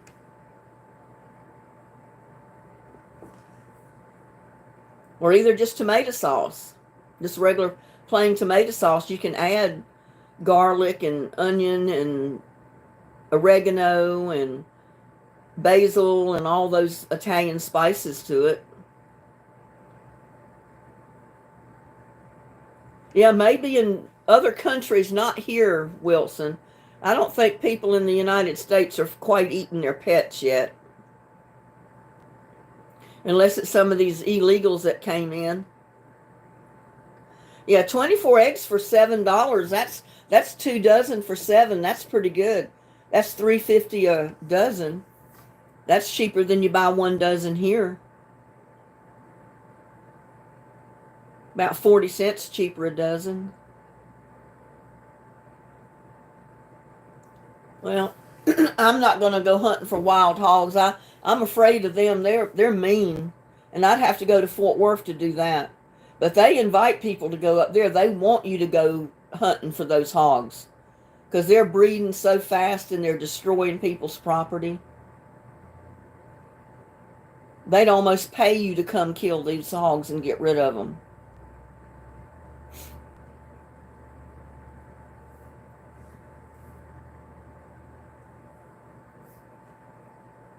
Wilson's crying out loud.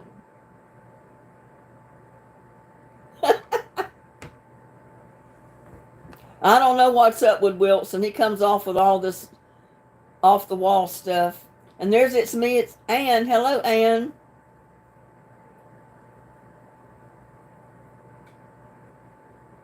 I will be there going to try it week.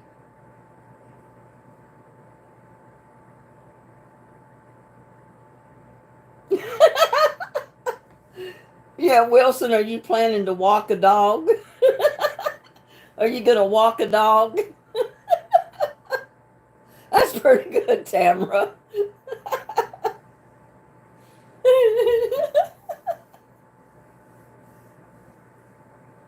I never would have thought of that in a million years.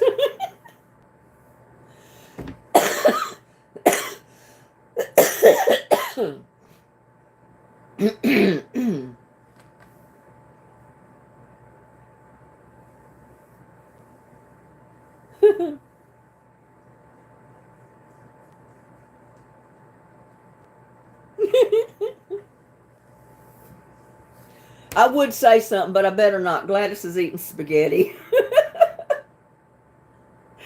She'd kill me. Oh.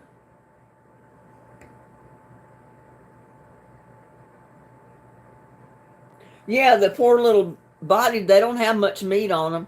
I said it's almost a shame to kill those little squirrels for no more meat than you get.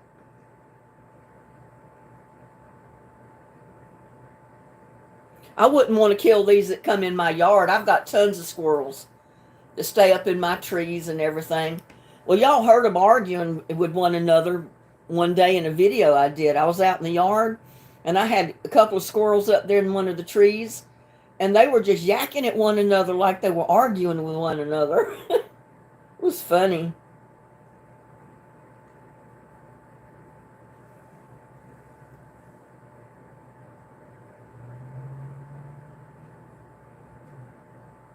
I think you need to go hunt for wild hogs, Wilson.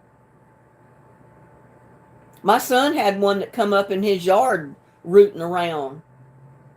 And he shot one. I don't know if that was the one that come up in his yard, but oh my God, it was a monster of a hog. He said, Mama, that thing was so big and he was so old. He said, I know his meat was so tough you'd have never been able to eat it. He shot him and then dug a hole and buried him. He must have took the tractor and dug a hole with it and buried him.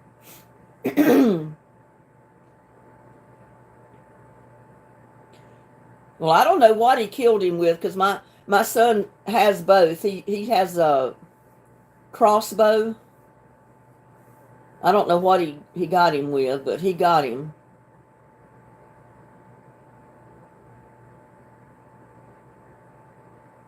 Not very often. I get to see my son and granddaughter sometimes on holidays. If I go to my son's house and my granddaughter has the day off, she might be over there. But a lot of times when we can get together, she's working. And my daughter never has time. You better believe they are, Jay. Wild hogs will kill you. They're dangerous as all get out. Me too. I love watching the squirrels. Love watching them go up the trees. And it tickled me the day the one got on my bird feeder after I put that tool on it. And he tried to run up the pole to get up to that feeder. And he got caught on that tool and he just slid all the way to the bottom.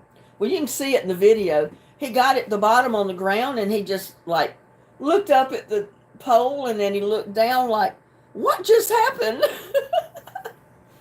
If I'd have tried to catch that, I never would have caught it on film. I just accidentally got that squirrel running across the yard and scooting up that pole and then sliding down. Now they try to jump up. The big ones, if some of them can jump high enough that they can grab that bird feeder. I told my son I need to put a spinner on the wire that's holding the feeder. So when they jump up on it, it'll spin around and just throw them off. I've seen bird feeders like that they're on a swivel. So when the squirrels jump up from the ground and grab the bird feeder, it'll spin them around so fast that they'll eventually just get thrown off. And I said, I need one of them. But I could put a spinner on the wire, I guess, and it would do the same thing. That I'd love to see. One of them jump up on that thing after I put a spinner on it and watch him spin and spin and spin till he gets tired and he's got to turn loose and he gets thrown off. He gets thrown across the yard.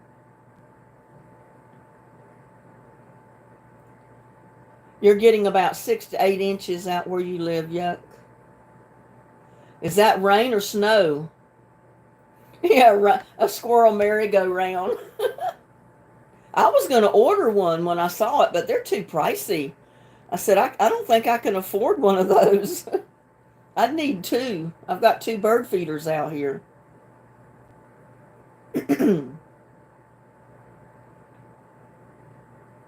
And then I'm afraid the birds would get on it and start spinning too. I don't want to throw the birds off.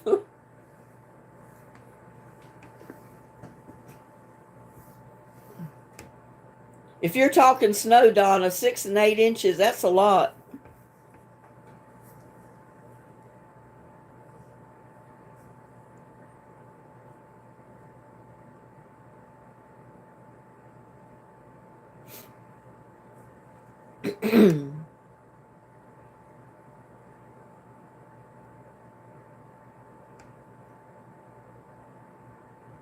Wild hog meat is good, Wilson. I ate sausage made from wild hog, and it's good.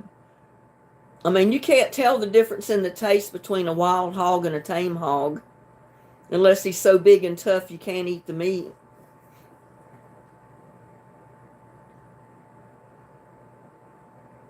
I wish I had some of that sausage right now, but he gave me 2 packages of it because he said him and his friends go every year up around Fort Worth area or somewhere and shoot the hogs and, get them dressed out and make sausage and pork chops and ham and all kind of stuff with them. So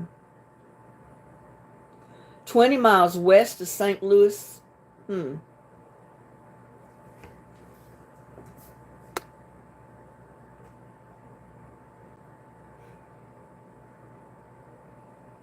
Kentucky's dealing with a deadly flood.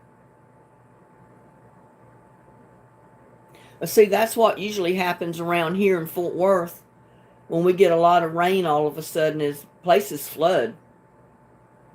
Because here in Texas, it either rains or it don't. I mean, you don't get just a little bit and it stops, usually. Oh, gross, Wilson. I've watched my ex-husband butcher deer before. That's not a pretty sight. Not something I'd want to do.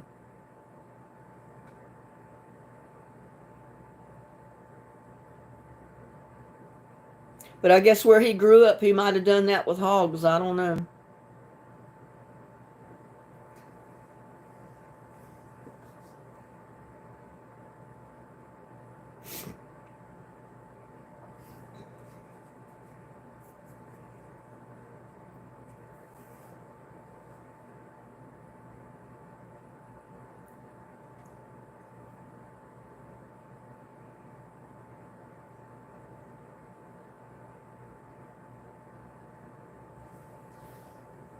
Did that make your day when you saw that, Wilson?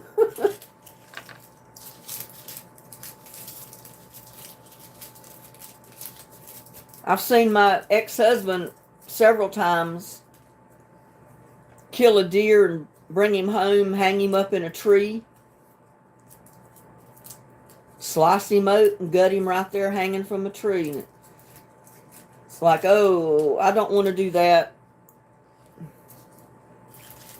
I mean, I'll cook the meat after it's cut all up and brought in the house, but I'm not, if I had to butcher one like that, I'd never eat another piece of deer meat. Yeah, it's not much different than cleaning fish, and I got used to cleaning fish because if I didn't clean them, I didn't eat them. There was nobody else to clean them for me, so. I think the last fish I cleaned was a great big old, one of the biggest bass I've ever caught.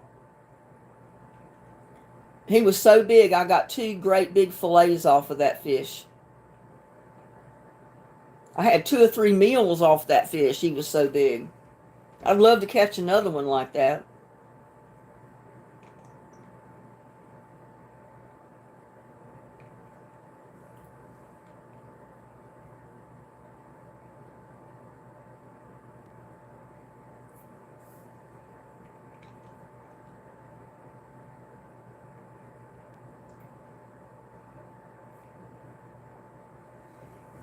And it's always good to catch, if you're catching a catfish, catch a great big one. That way you can just fillet him down. Get those big fillets off of it and then skin the fillets, and the rest of the fish is compost.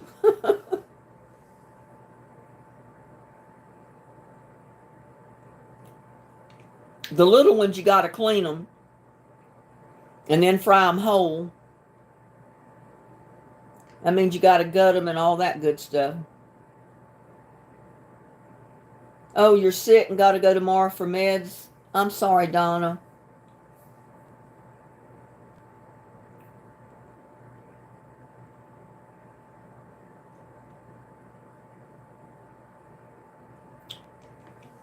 Yeah, that's the way it used to be many years ago. People went hunting in hunting season to put food on the table, because meat was so expensive at the store you couldn't afford to buy it. So they'd go hunting. They'd grow their own hogs or killed wild hogs and ducks, you name it, and that was meat on the table. And there's nothing wrong with doing that. I don't really believe in hunting just for the sport of it. I mean, if you're going to kill an animal, kill him for the food, but don't just kill him for the sport of killing him.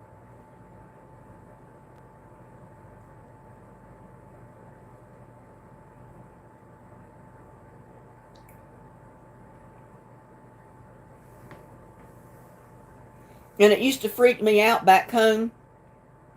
Oh, you have big deer hunters back home. And you know that person's a deer hunter when you step in their front door. There's deer heads mounted on the walls everywhere. That used to freak me out to no end. I couldn't handle it. We never had deer heads hanging in our house. My dad might go deer hunting occasionally, but he never mounted a deer head on our wall. My ex-husband, when he was my husband still, and we lived in North Carolina, was transferred out here to the Comanche Peak Nuclear Power Plant from the one in North Carolina at Southport. So that's what brought me to Texas, was the nuclear power plant. We were going to come out here, save up money, and we were going to go home and build a house on the property that I have now. There's no house on it ever. I got the property in the divorce. He got the money.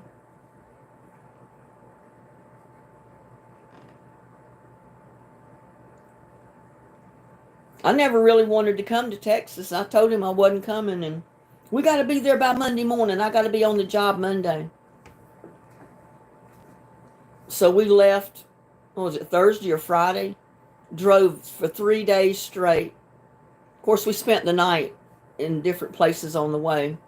But it took us 3 days to get here with the kids and with stuff we had packed down in the truck and also the car. Yep, I was born and raised in North Carolina too. I was raised partly in New York because that was where my mom was from, but I was actually born in North Carolina and mostly raised there too.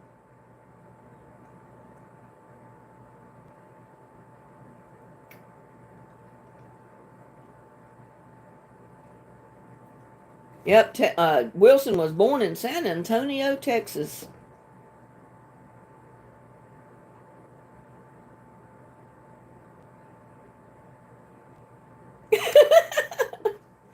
I want one of them ribs, Dennis. I know they're finger licking good. Well, I got the property back home in the divorce settlement because I figured, well, it was there at my hometown. He wouldn't need it because he was from like 300 or 400 miles away. So I wanted the property in the divorce settlement, thinking one of these days I'd get back home and build a house there like we'd planned. But that's never happened. I've never been able to afford to do anything on it, really. Just like I've never been able to afford to do anything here. I got repairs that need to be done right now that I can't afford to pay for because they want to charge you too darn much.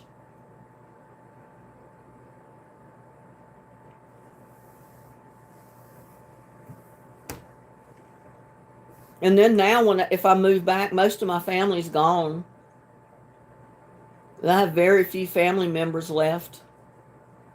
I mean, I've got cousins, distant cousins, and stuff like that, but most of I think one aunt left living, and that's Gladys.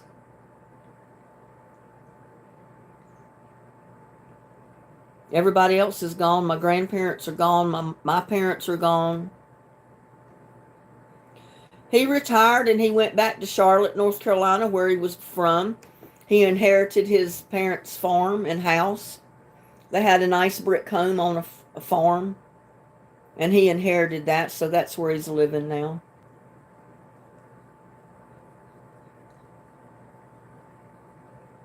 My faucets are dripping to my sink, and my sink is leaking at the drain. And I'm afraid if I can possibly get it open myself, that I might not be able to repair it because it might be too rusted out. So I haven't tackled it yet. And I've never repaired a drippy faucet, so I don't know if I can do that or not.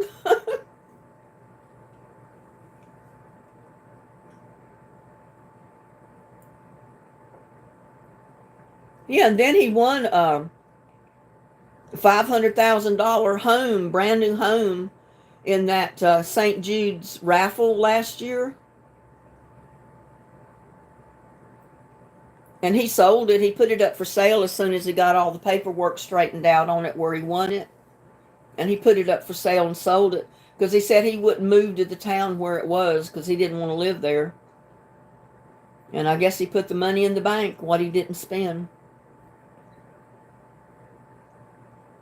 But yeah, his parents' intentions were that we would get the house when they were gone, that the farm and the brick home that they lived in would be ours. But these other ladies in Texas had different ideas. They couldn't leave him alone, and it ended up in a divorce. He ended up moving back to North Carolina, and he inherited the farm and the house. Gladys, yeah.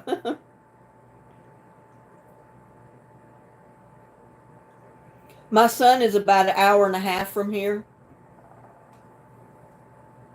and he works all the time.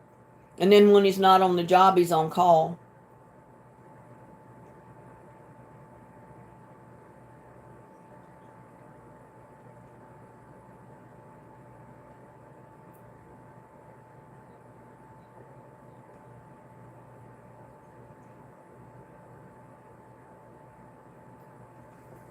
Yeah, my dad came from a big family of 9 children. One died at birth. And we always getting together for family functions, big dinners, cookouts, fish fries on the riverbank. It was a lot of fun growing up, but that don't go on anymore. Most of the family's gone, and you don't have access to the river anymore. He works at Bluff Manufacturing in Everman. He's one of the boss men there.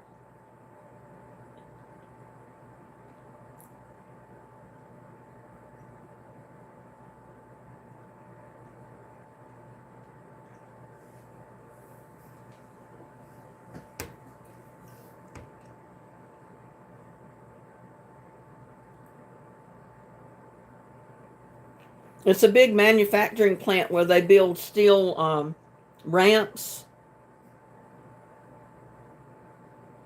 Everything you can imagine out of steel, and everything is roboticized now. They sent my son to different classes and schools to learn how to operate some of their machinery because it's like robots, you know.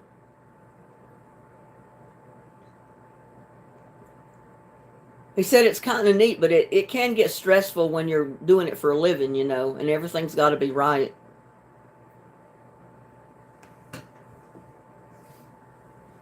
Well, how would I do that? I don't have the money to move down there. And then as soon as I move down there, he can move somewhere else. There's a lot of snakes down there. I couldn't have my garden outside without snakes getting in everything. I think he wished that he'd have got a place closer here or closer to his job, which would have still been closer to here. No, I can't, Donna. I can't do anything. I push myself to do some things, too. Some things that I should not even tackle. One of these days, I'll tackle that sink. And then I don't know if I'll ever get up enough nerve to tackle the faucet.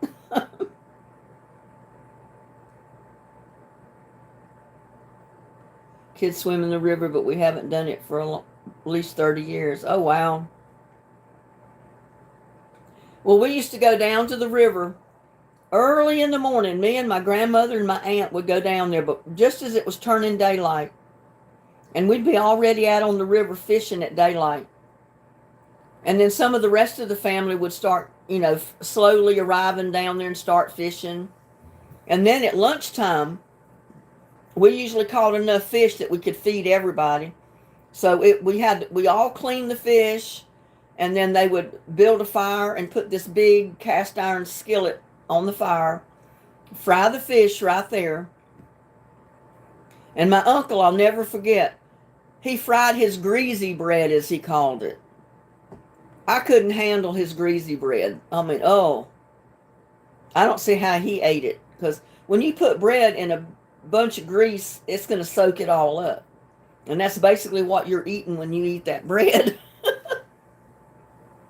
Now, if I poured the grease out, I could brown my bread in my pan and eat it, but not fried in 2 inches of grease. Let it soak it all up. I'm going to plant cucumbers, but it's too early for cucumbers right now.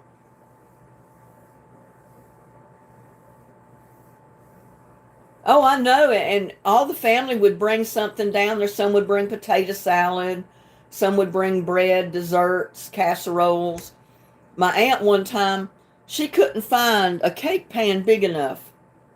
So she took one of those large stand lids. You know, it's a 5-gallon aluminum bucket. She took one of those lids off, and she used that as her cake pans. And she made like a 4 or 5 layer chocolate cake with that large stand lid as the pan. But I tell you what, that was the best cake. Oh my God, it was so good.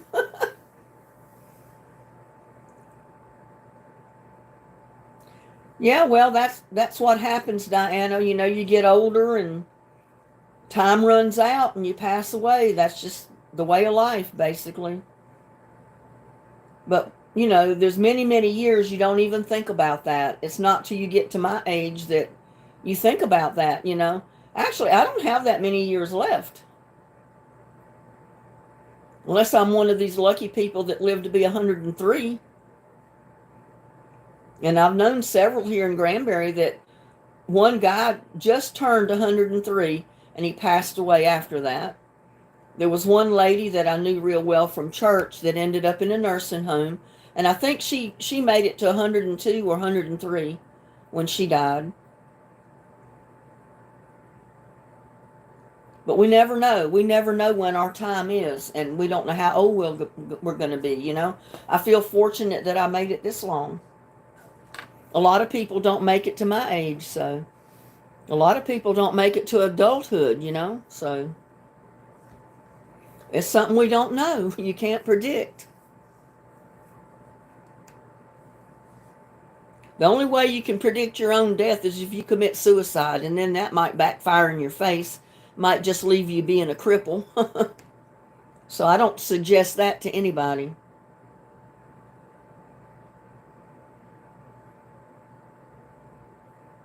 Yeah, I come from a large family, and most of the family's gone. Like my aunts and uncles, my parents, my grandparents. Grandparents on both sides are gone. My uncles, my brothers, my mom's brothers, all three of them are gone. One uncle, he never had kids, so his wife, I don't know if she's still living. I've lost so much. I haven't been in touch with her in so many years. I don't even know where she is anymore, or if she's alive. My other uncle that did have children, um, he's passed away. I don't know about his wife. I assume that his daughter Nancy is still alive somewhere in New York City. I don't know where. They used to live on Long Island.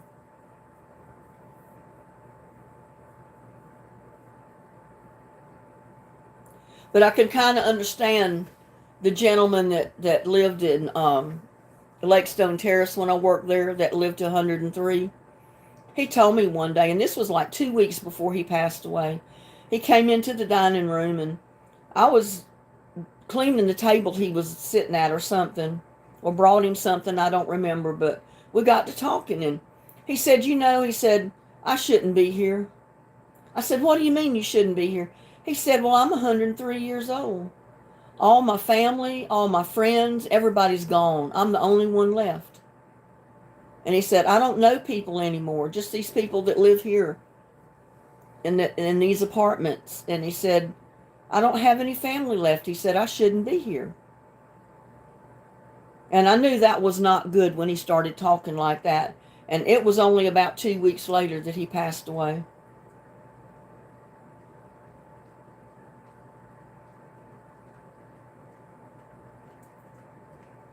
Well, my Aunt Gladys, the one that's still alive, she just celebrated her 90th birthday this last summer, because some of my family back home gave her a big surprise cookout in her yard.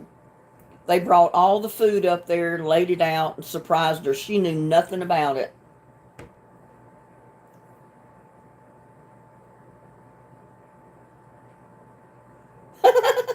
Diana Hinkle said they stopped making the pennies because I think it cost $2.50 to make one penny. Well, that was a smart decision, wasn't it? But pennies stay in circulation for a long time. Many years. It's not like they have to make the penny every year. I mean,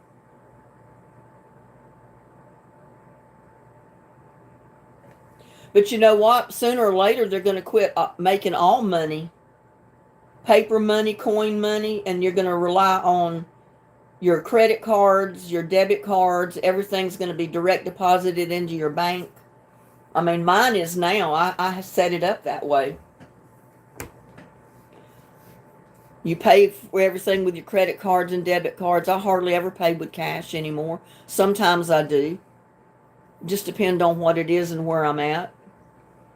But they've already said that it's not going to be too many years before paper money and coin money is not going to be anymore. You're going to rely solely on your debit cards, credit cards, and that type of thing.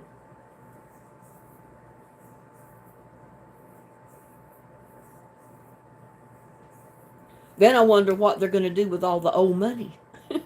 Who's going to get it? Who's going to spend that? Are they just going to destroy it or what? Let me let little buddy out. He's woke up from his nap. He wants outside. Oops.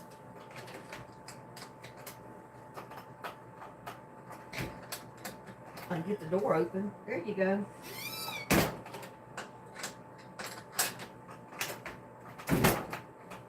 He woke up from his nap. He came in and he got a little bit of food and curled up and went to sleep. He's been asleep the whole time my live has been going on until now. 4 cents per penny.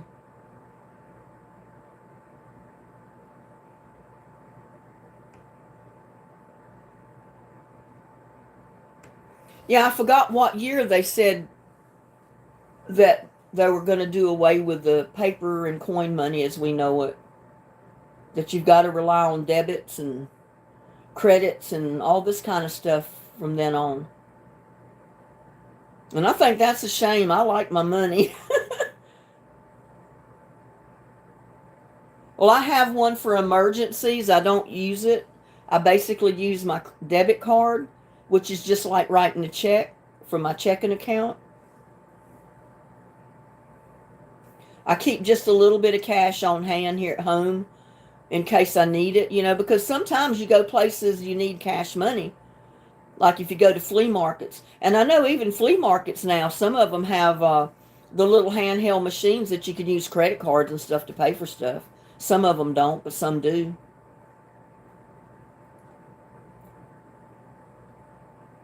Just like a man, Linda.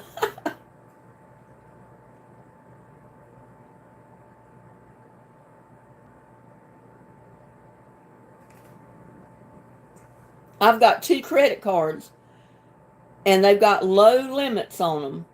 And I keep it that way because I don't want to use them unless it's an emergency. And then if it's an emergency, I want to pay it off real quick. I had tons of credit cards in the past. No limits. I mean, I could charge to my heart's content. But then you got to realize that's always got to be paid later. It's not like my kids thought when they were growing up. They thought credit cards was free money. They tell me they wanted something or wanted to go get ice cream or go get some tacos or go to McDonald's or maybe they wanted a new pair of shoes or something. I said, there's no money. I don't have the money right now. They say, well, Mom, you got your credit card. Bless their hearts, they didn't realize you got to eventually pay that credit card. Credit cards are not free.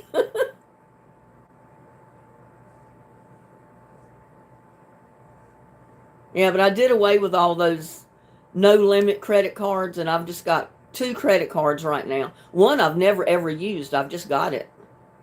One I've used occasionally, but I paid it off right away.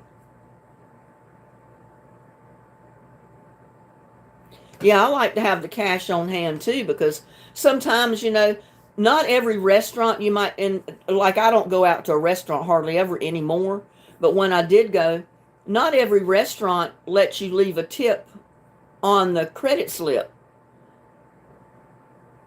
And usually you would want to leave your cash money on the table as their tip.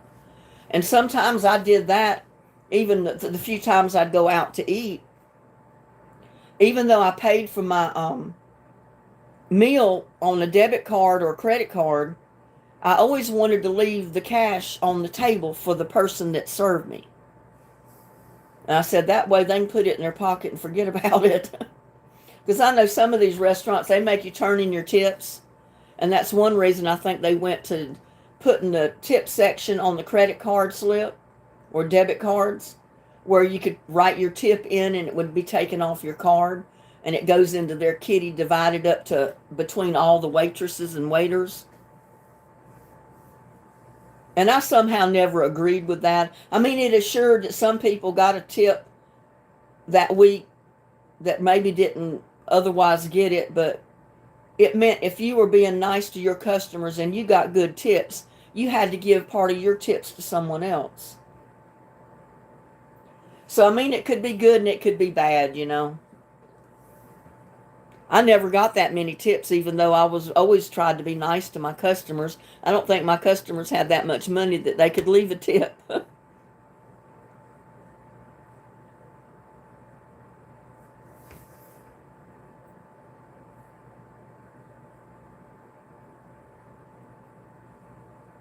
Yeah, and we as customers, we don't know which restaurants do that.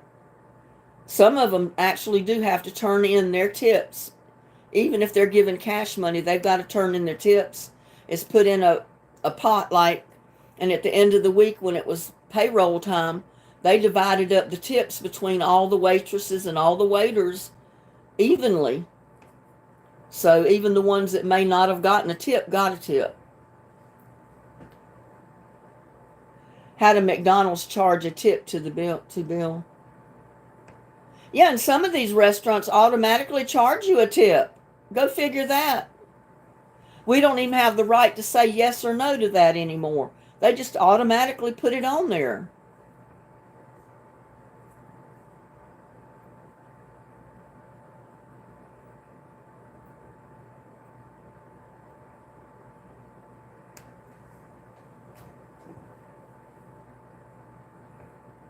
You know, I don't think that's right. I don't think they should automatically charge you a tip. Exactly, Diana. The government and everything is trying to run us. They're trying to control everything. What we spend, how we spend it. It's going to come down to communist countries, what it's going to be, unfortunately. I tell you, I feel for the young people, because there's no telling what they're going to face when they're out in the working world and raising their own families.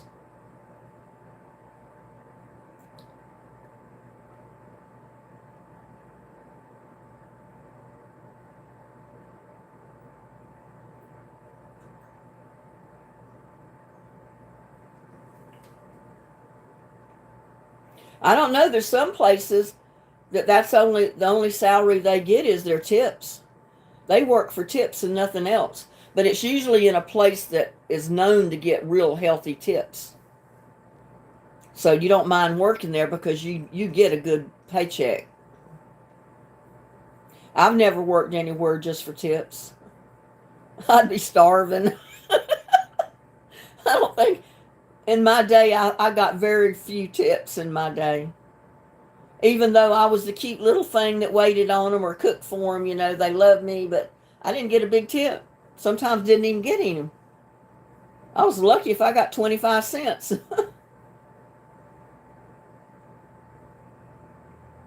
That's exactly right.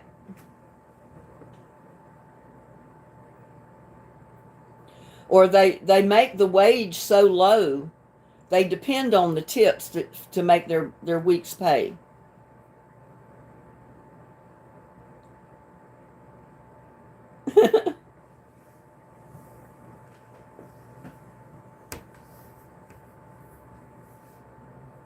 I love some of the jobs I had when I was like 19, 20 years old. But we didn't get big tips in places I worked, like 421 truck stop. It was a place where a trucker stopped on 421 highway coming from Wilmington, going on out wherever they were going. And they could get gas. They had a place that if they needed to stay overnight, they could park their 18-wheeler to spend the night. They came in, it was a little restaurant inside, and they could either come in and get takeout or they could come in and sit at the table and eat. And my dad at the time was helping the owner remodel the place. He was building the upstairs to it and doing all kind of stuff.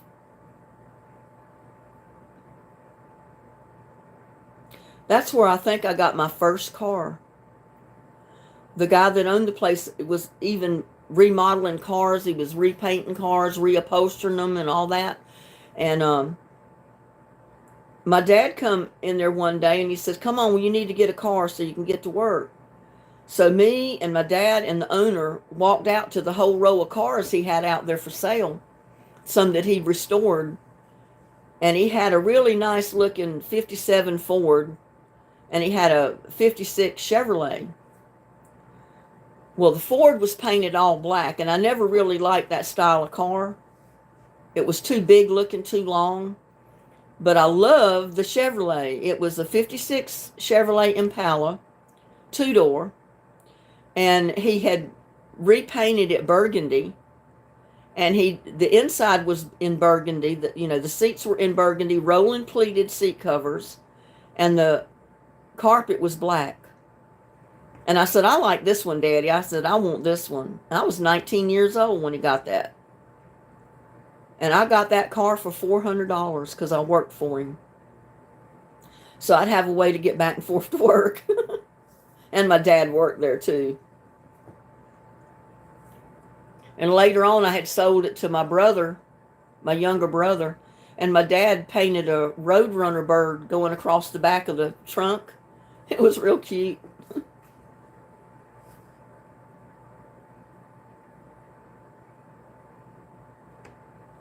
Ann says she got to, me either, Donna, I got to keep them all. Well, where I worked, I got to keep them, but I didn't get any. It was hardly ever I even got a tip. Because most of the workers were coming in and they were buying hamburgers or hot dogs and a drink, and they didn't leave you tips with that. And the only tip I got from this family that came in, oh my God, they had this little monster of a little boy. I would have beat his butt till he couldn't sit down. He was so mean. He come in there one day when they were waiting for their food, and he took, we had you remember the plastic mustard and ketchup bottles that you could squirt? That little boy took that, and the owner of the building had a big swordfish mounted above the table on the wall of the booth they were sitting at. That mean kid took the mustard and the ketchup. He squirted it everywhere, all over the table, all over the wall, all over that mounted swordfish on the wall. The owner had a fit. He was ready to shoot a kid. I tell you. He didn't, but oh. Guess who got to clean that up? Yeah, me. I couldn't reach the swordfish. I think he cleaned that. The owner did. Somebody did. I don't remember who. But I cleaned most of the wall and the table and everything else. But every once in a while you come across these little kids like that. They just do anything to, they're little devils.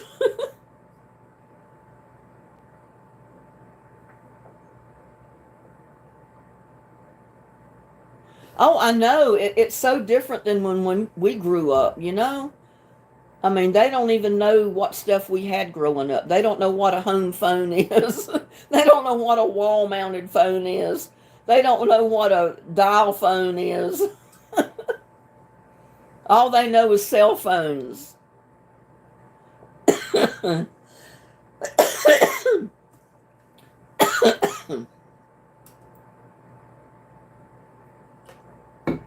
Cell phones and the internet.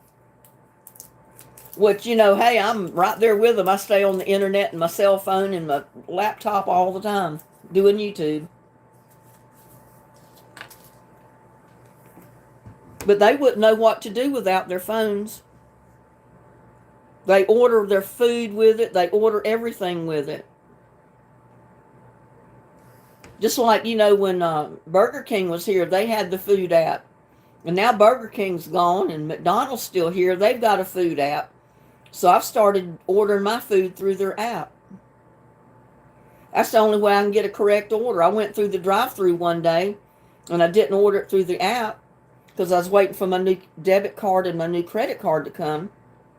And I told the kid what I wanted when I got to the window. Okay, we got that. I knew it was not right. I knew it was not right the minute he told me the balance that I owed. Because usually what I ordered come to $5.40. And that was the value, the $5 value meal with the McDouble. And he said $6.90. And I said, I know he did not get what I ordered. And he didn't. I got a medium Coke, a medium fry, and a McDouble, a small McDouble, and that's what I got. I got so mad. I said, y'all need to talk to that guy that's taking orders at the window. He didn't get me anything I ordered. So I will be ordering from the app from now on. I got my new debit card and I got my new credit card so I can use them.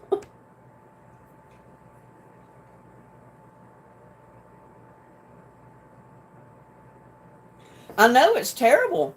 I've been through the drive-through before and didn't check what was in my bag till I got home, and I didn't get what I ordered. I got somebody else's order. I don't remember what it was, but it wasn't what I ordered.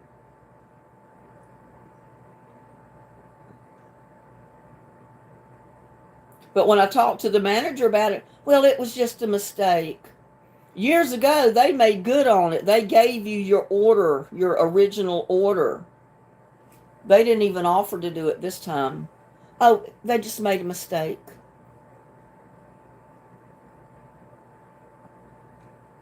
So you got to watch. You got to check your orders before you leave the drive-through window. You may not get what you ordered.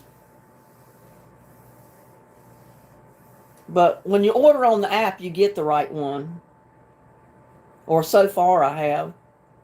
I haven't ordered that many times, but the few times that I have ordered and just went through the drive-through to pick it up, I got what I ordered. I mean, it's written down on the screen in front of them. How can they get it wrong? It's telling them what I ordered.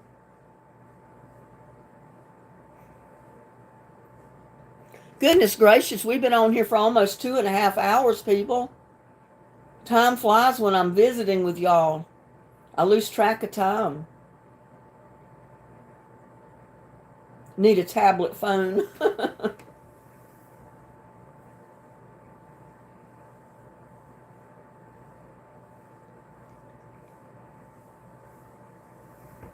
Yeah, I told him, I said, I want the value meal McDouble.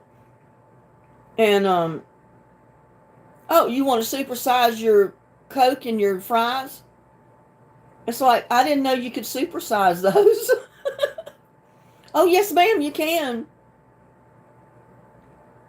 And then charged me $6.90. Went up there, and it was not what I ordered because I didn't get my chicken nuggets. With the value McDouble, you get the McDouble, the small McDouble. You get 4 chicken nuggets. You get the small order of fries and a small drink. And I started ordering my drink with no ice. Because if you don't, you get all water most of the time.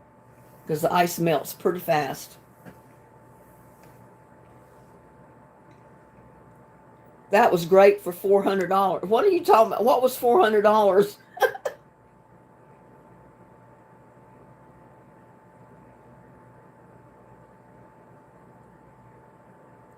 So you learn to be a people person, kind, and sell yourself a smart way. Yeah, that's true. But I was always nice to my customers, but people back then just didn't tip like they do today. I don't think people back in the area where I was working, where I lived, and where I was raised had that much extra money that they could afford to tip people very much.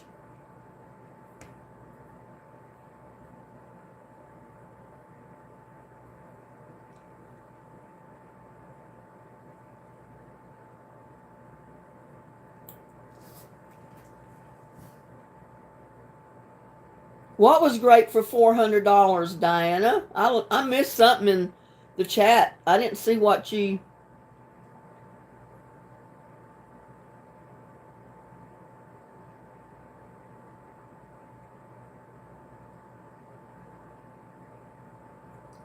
I mean, you would get your check, but also you had your tips. The restaurant I worked were my tips.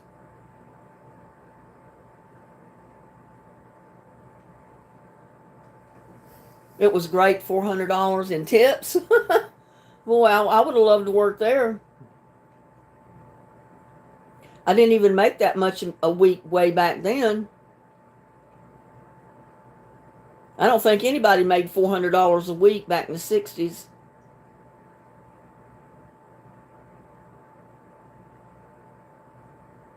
That's a good idea, Tamara. You can order through the app, but walk in and pick it up so you can check what it is before you walk out.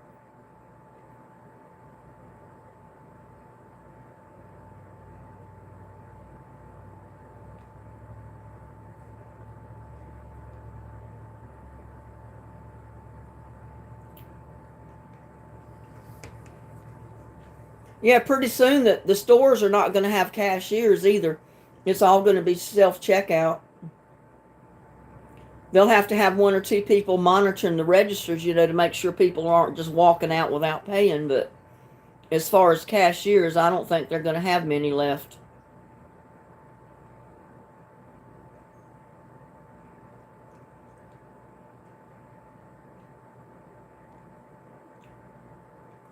Yeah, you can order everything on the app somewhere now.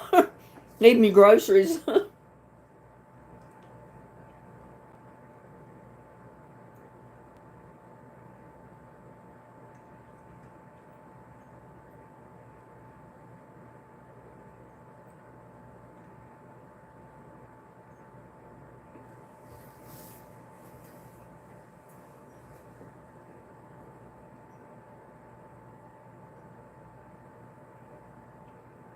Goodness, I can't believe we still got 40 people watching. We've been on here 2.5 hours almost.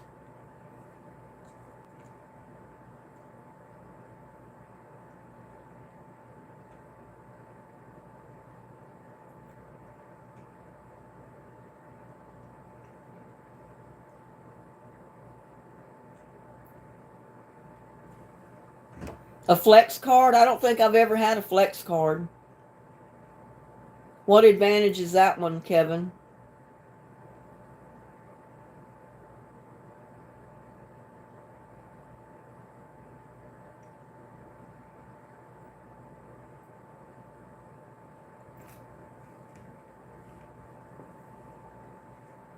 I need a debit card with a large balance on it.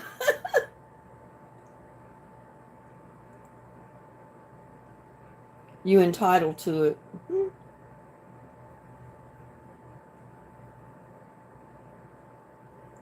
Yeah, I don't know what a flex card is. I mean, I've heard some people mention them, but I don't really know what they are.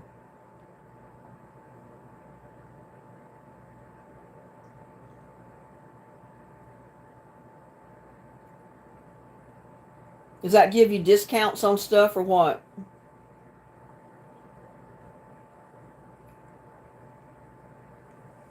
I had an app on my phone one time for gas. If you punched in the gas station you were going to, you got a discount on the gas per gallon when you got it. But I got tired of trying to find the gas station I was going to see if I could get a discount there or not. It took too much time, so I took the app off my phone. I don't even try to use it anymore. Free stuff. I might check into that, Kevin.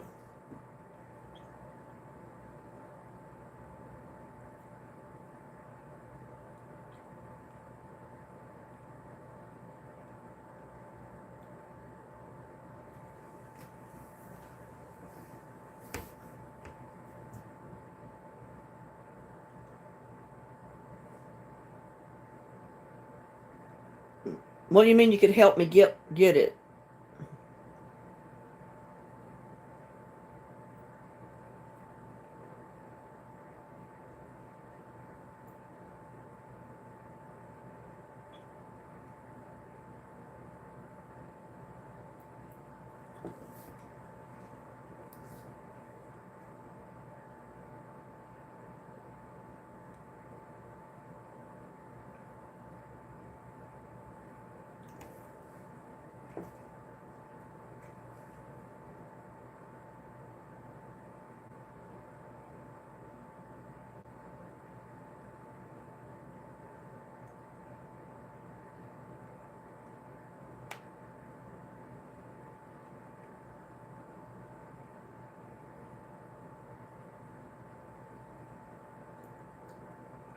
I was just wondering if anybody was here, but Kevin, he's the only one I saw in chat. I see Gladys is still here. I will. I'll check on it, Kevin. I'll do it later.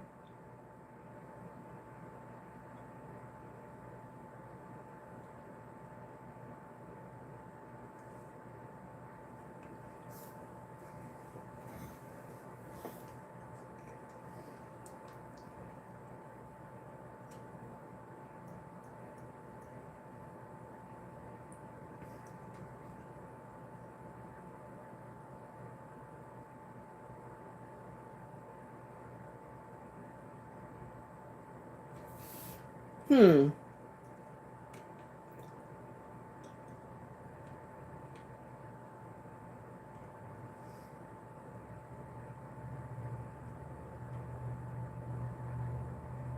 Hello, Diane Torbett. How are you doing today?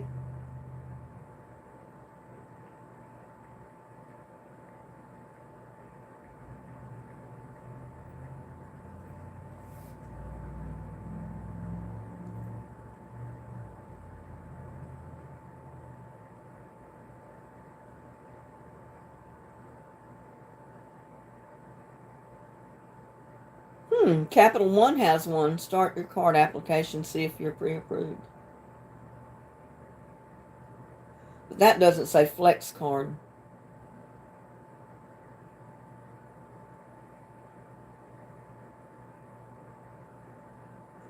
Flex Card is a prepaid card that can help pay for health-related expenses and other eligible purchases. Flex Card are offered by some Medicare Advantage plans and some employers.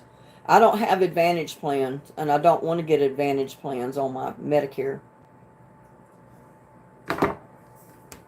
I'm happy with my supplement plan. It's expensive, but so far I'm happy with it.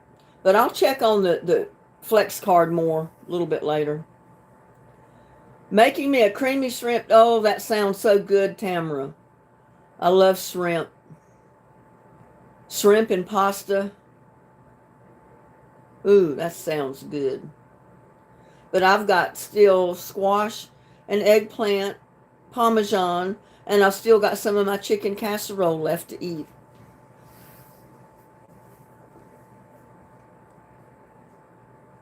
I know I'll never be able to eat all that chicken casserole, but I've put a pretty good dent in it. Miss Linda, you bought a car for $400 in your days? Yes, I did. Completely restored 56 Chevrolet for $400. I bought it from my boss. My dad worked for him too. And I'll till this day think my dad worked out some kind of a plan with the owner that he paid part of that money. And I just paid $400, but I don't know.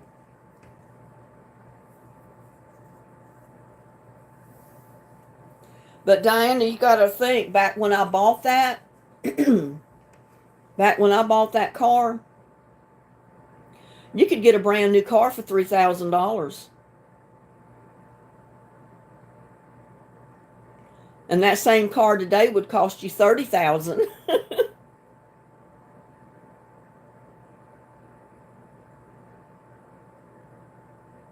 Yes, True Food Gas Lot. It covers 100% all plans.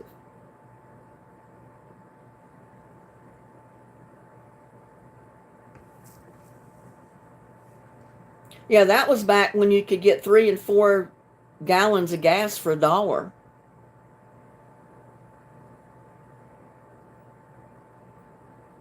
We bought our brand new mobile home that we lived in, me and my first husband, for $5,000. A brand new 2-bedroom, living room, kitchen, washing machine area. It was, I don't remember the length of it, but it was a pretty good size, brand new mobile home for $5,000, right off the lot.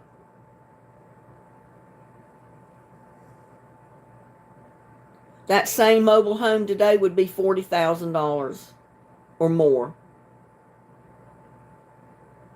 It's really good. I'm going to eat some for dinner when I get off this live chat. I'm going to heat me up a plate of it. And that's what my dinner's going to be. Squash and eggplant Parmesan and some iced tea. I know, I don't know why it's going slow. It must be the internet.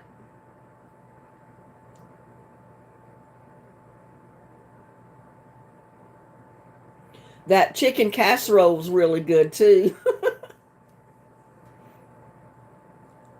I've been eating chicken casserole ever since I cooked that. And now I'm going to be eating yellow squash and eggplant Parmesan till it's gone. Or sometimes I don't completely eat the whole thing, but I eat it 4 or 5 times, and then if there's any left, a lot of times I'll put it in the compost pile. Most of the time I eat all of what I cook, though, but it takes me a week to eat it. And that's usually all I eat. Sometimes I skip breakfast and don't eat breakfast and just heat up whatever the dish was I cooked for a video. I am retired, Diana, but I'm doing YouTube to bring in supplement money to help pay my bills. So I don't know if they would look at me as being completely retired or not. I might not qualify for the flex card if you're bringing in any money other than your retirement. Yeah, that's what I'm thinking. You got to be on Medicaid and Medicare to get it, and I'm not on Medicaid at all.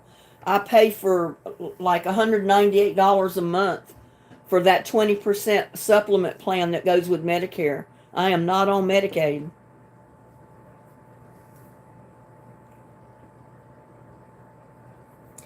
I ate every bit of that pizza, Gladys.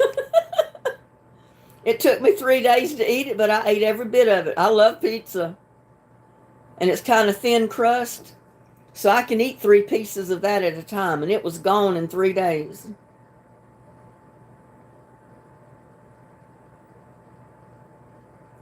Yeah, you got to be on Medicare, but you got to be on Medicaid too to get that flex card.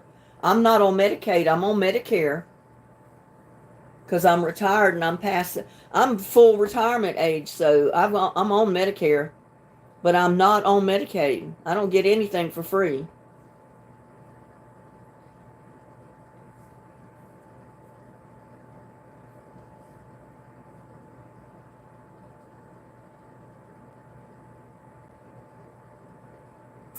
That's why I put on some weight, Gladys. I've been eating everything I cook.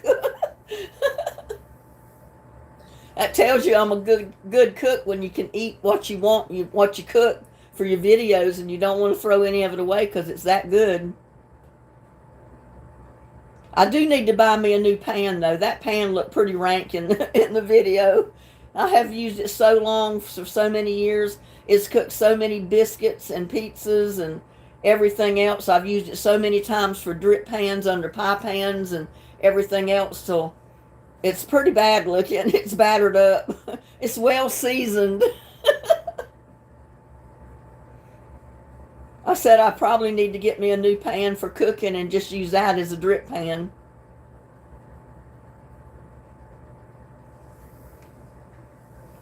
But you know, if you ever worked in these restaurant pans and pots don't look any better. They're used every day, multiple times a day, and they end up looking burnt black. They did every place I've ever worked, even though they were put through a dishwasher. Oh wow, it's been sending you my chat. Yeah.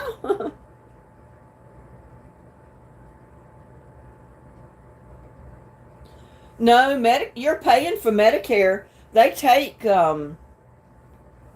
I forgot how much it is, like $200 out of your check every month to pay for Medicare. And then Medicare only pays 80% of your medical bills. And some things it will not even pay for. And then you got to take out the supplement plan that pays that other 20%. So I'm paying about $400 or more for medical every month, counting Medicare and my supplement plan. I'm paying over $400 a month for that. So it's not free.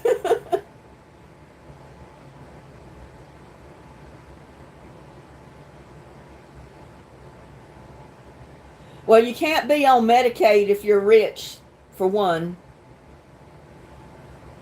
You would not qualify for Medicaid if you were rich. If you had plenty of money, they're not going to put you on Medicaid.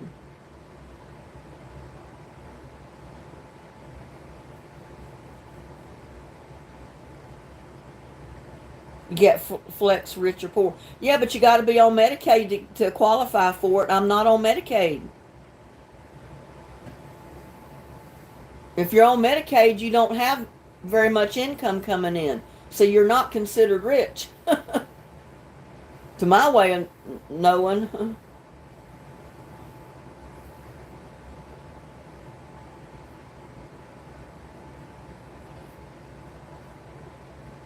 And a lot of these offers they give you, one of the first questions they ask you if you're on Medicaid, if you're on Medicare.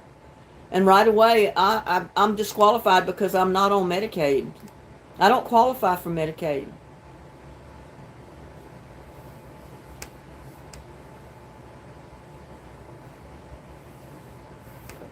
And I got tired of calling these places where, what is it? Where have you applied for your free food card yet? Your $2,000 or $3,000 card that you get. Well, you call the number that they tell you to call, and right away they try to sell you an insurance plan. And they say, well, you got to have the insurance plan to have the Advantage plan to get the card. I said, I don't think so. I'm not switching my insurance.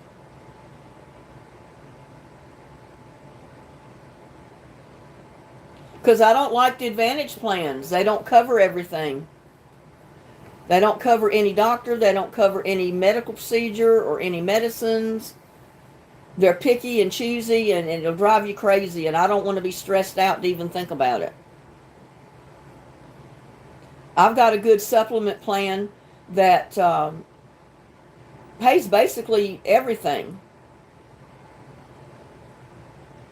I get a prescription, and all I pay is like $4.50 for a $300 prescription. I know I don't want an Advantage plan. I checked into those. I said, there's no way I'd drop the plan I've got for an Advantage plan. That would be craziness. You have to sit down and look to read what it covers and what it doesn't cover every time you need to go to the doctor. And then you may not be able to go to the doctor you want to go because it may not pay that doctor. I go to any doctor, any hospital, and it pays. When I had eye surgery on both eyes, I paid $40. That was my cost. And I can't imagine how much the surgery was for both eyes. I did pay for my trip out there and back because I had to pay one of those, it's kind of like an Uber to pick me up and take me there because they didn't want me to drive to leave there after I have surgery on your eyes. And that's understandable. So they had to pick me up, take me there, and then bring me home. And it cost me $90 for that. And then the medical part was only $40. Yeah, they make you think you're getting this and you're getting that, but you're really not getting anything but a headache.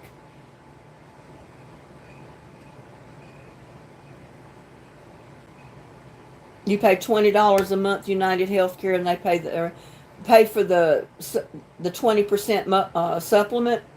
Is that what you're getting, Tamara?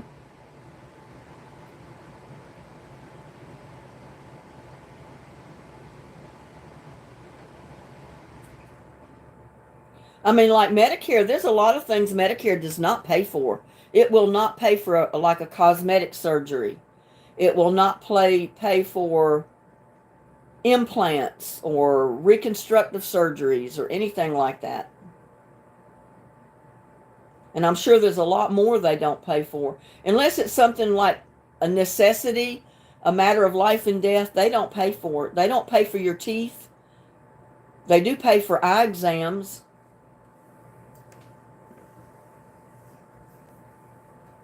One of the teeth plans is something I'd like to have, but I've heard horror stories about dental insurances.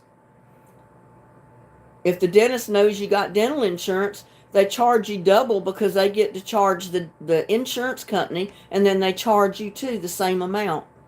So they're double billing. I found that out from one of the teachers at school. She said, my dental procedure, I think she was going to have a crown or something put in. I don't remember what. But whatever she was going to have done was going to cost her $2,000 if she paid for it out of her pocket. With her insurance, she still had to pay $2,000.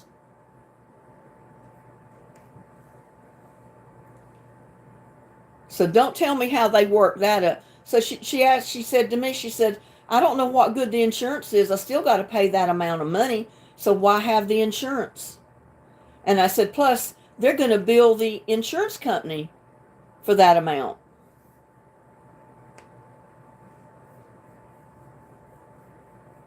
I don't pay a copay at the doctor's office or anything. But my prescription plan, I do pay a percentage. Like, I get a 3-month supply of blood pressure pills at one time, which is way over $300.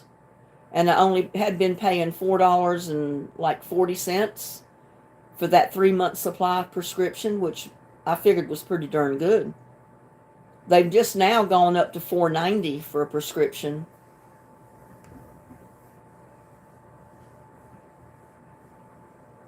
You went through ARC? Yeah, you got to, even with Medicare, you got to take out your own dental. You know, Medicare pays for vision, but it doesn't pay anything on dental. And I never could understand why. You got to eat to live. And if you have no teeth, it's darn hard to eat, isn't it? And bad teeth can kill you. Your teeth could get infected and all kind of stuff and end up for you to die. Well, so far, my vision plan, my vision part of Medicare has paid for everything I ever needed. It paid for my eye exams. It paid for my surgery. It paid for my glasses. Except for when I went in, I didn't want the glasses that they would pay for. I wanted the more expensive ones. I wanted the wire rim one or the no rim glasses, and they cost a little over $200. And I was working at the time, so I forked out the money for that.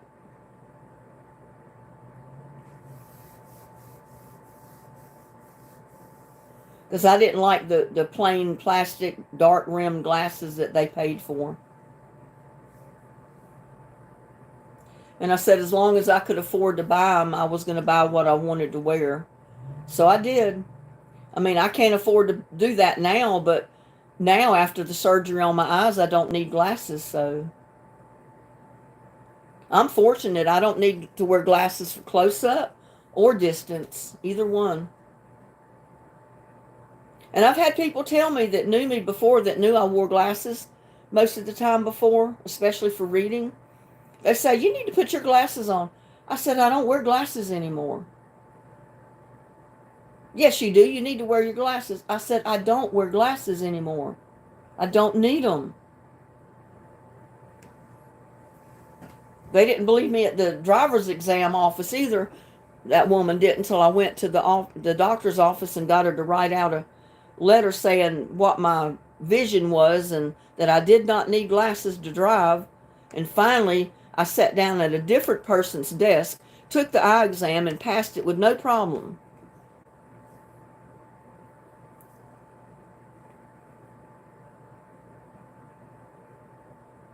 You got to have Medicare. That Medicare is not for the rich people. It is not. I had Medicare because I couldn't afford to pay $600 or more a month for medical insurance. And that's what I'd probably have to pay if I got it on my own somewhere else. That's what a friend of mine was paying for his, $600 a month when he lost his job or the job ended. And he wasn't old enough to go on Medicare yet. He jumped at joy when he could retire at 62 and get put on Medicare, so he didn't have to pay $600 a month for medical. And I think he got the same plan for the supplement that I did, the Plan G. It's basically unlimited.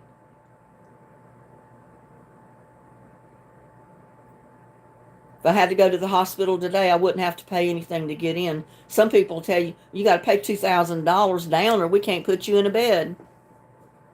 Because your insurance has a deductible. The only deductible I've got that I know of is my Medicare, which is what, $2 something a year? And I make it in 2 payments usually.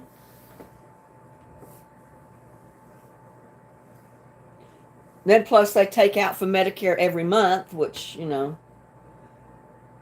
But that is still a lot cheaper than one of these plans I could get on my own from some other company.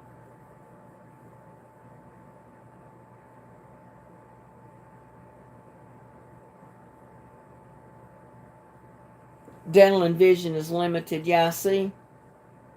If you take out insurance for dental or vision, it should be unlimited. It should cover whatever you need. And I thought Medicare was that way, but I found out it wasn't. It doesn't pay for everything. It pays for the necessity stuff. The life or death. Or something that's you just got to have, like your eyesight. They don't care how you eat as long as you can see.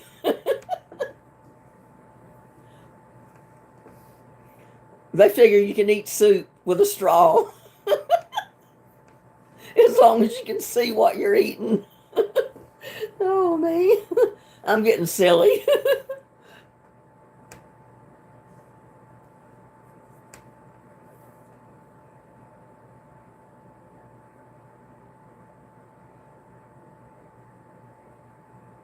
Yeah, with a lot of the plans where you get this card that gives you $200 or $300 a month to buy food and buy this and buy that.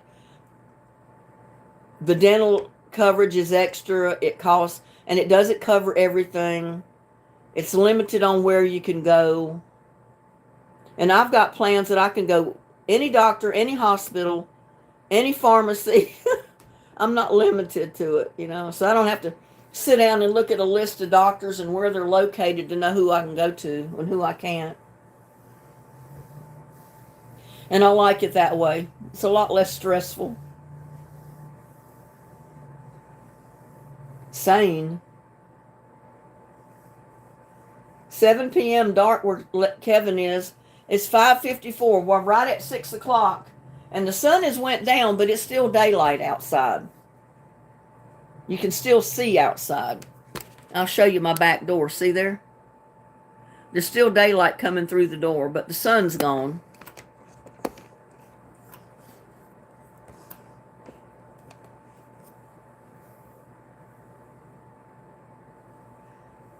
Same as yours. We have sun. Well, guys, I hate to keep... We've been on here 3 hours, y'all. I was going to cut off the live at 2.5 hours when I realized it was like 2 hours and 20 minutes, and I started talking and we got on to other subjects, and now it's all right at 3 hours. I'm terrible, I tell you, but I love chatting with you. I could be on here all day chatting with everybody. Warren, Ohio at 6:53. Yeah, you're an hour ahead of me. That's okay. But really, I'm getting hungry. I hear my squash, eggplant, parmesan calling. So I think I'm going to let you go and get me some dinner and maybe find a movie to watch and just relax because it's too cold to do anything else. And I'm not making any more videos today. I've already got one that I'm going to post tomorrow. So I'll have to make another one tomorrow if I keep my ritual up of at least posting one a day of some kind.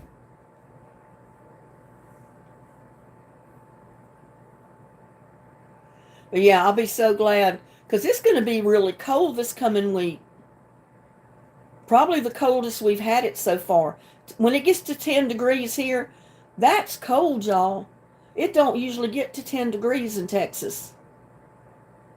It's going to be like 10 one night and 15 or 16 one night. And then it's going to be 20, 25 one night.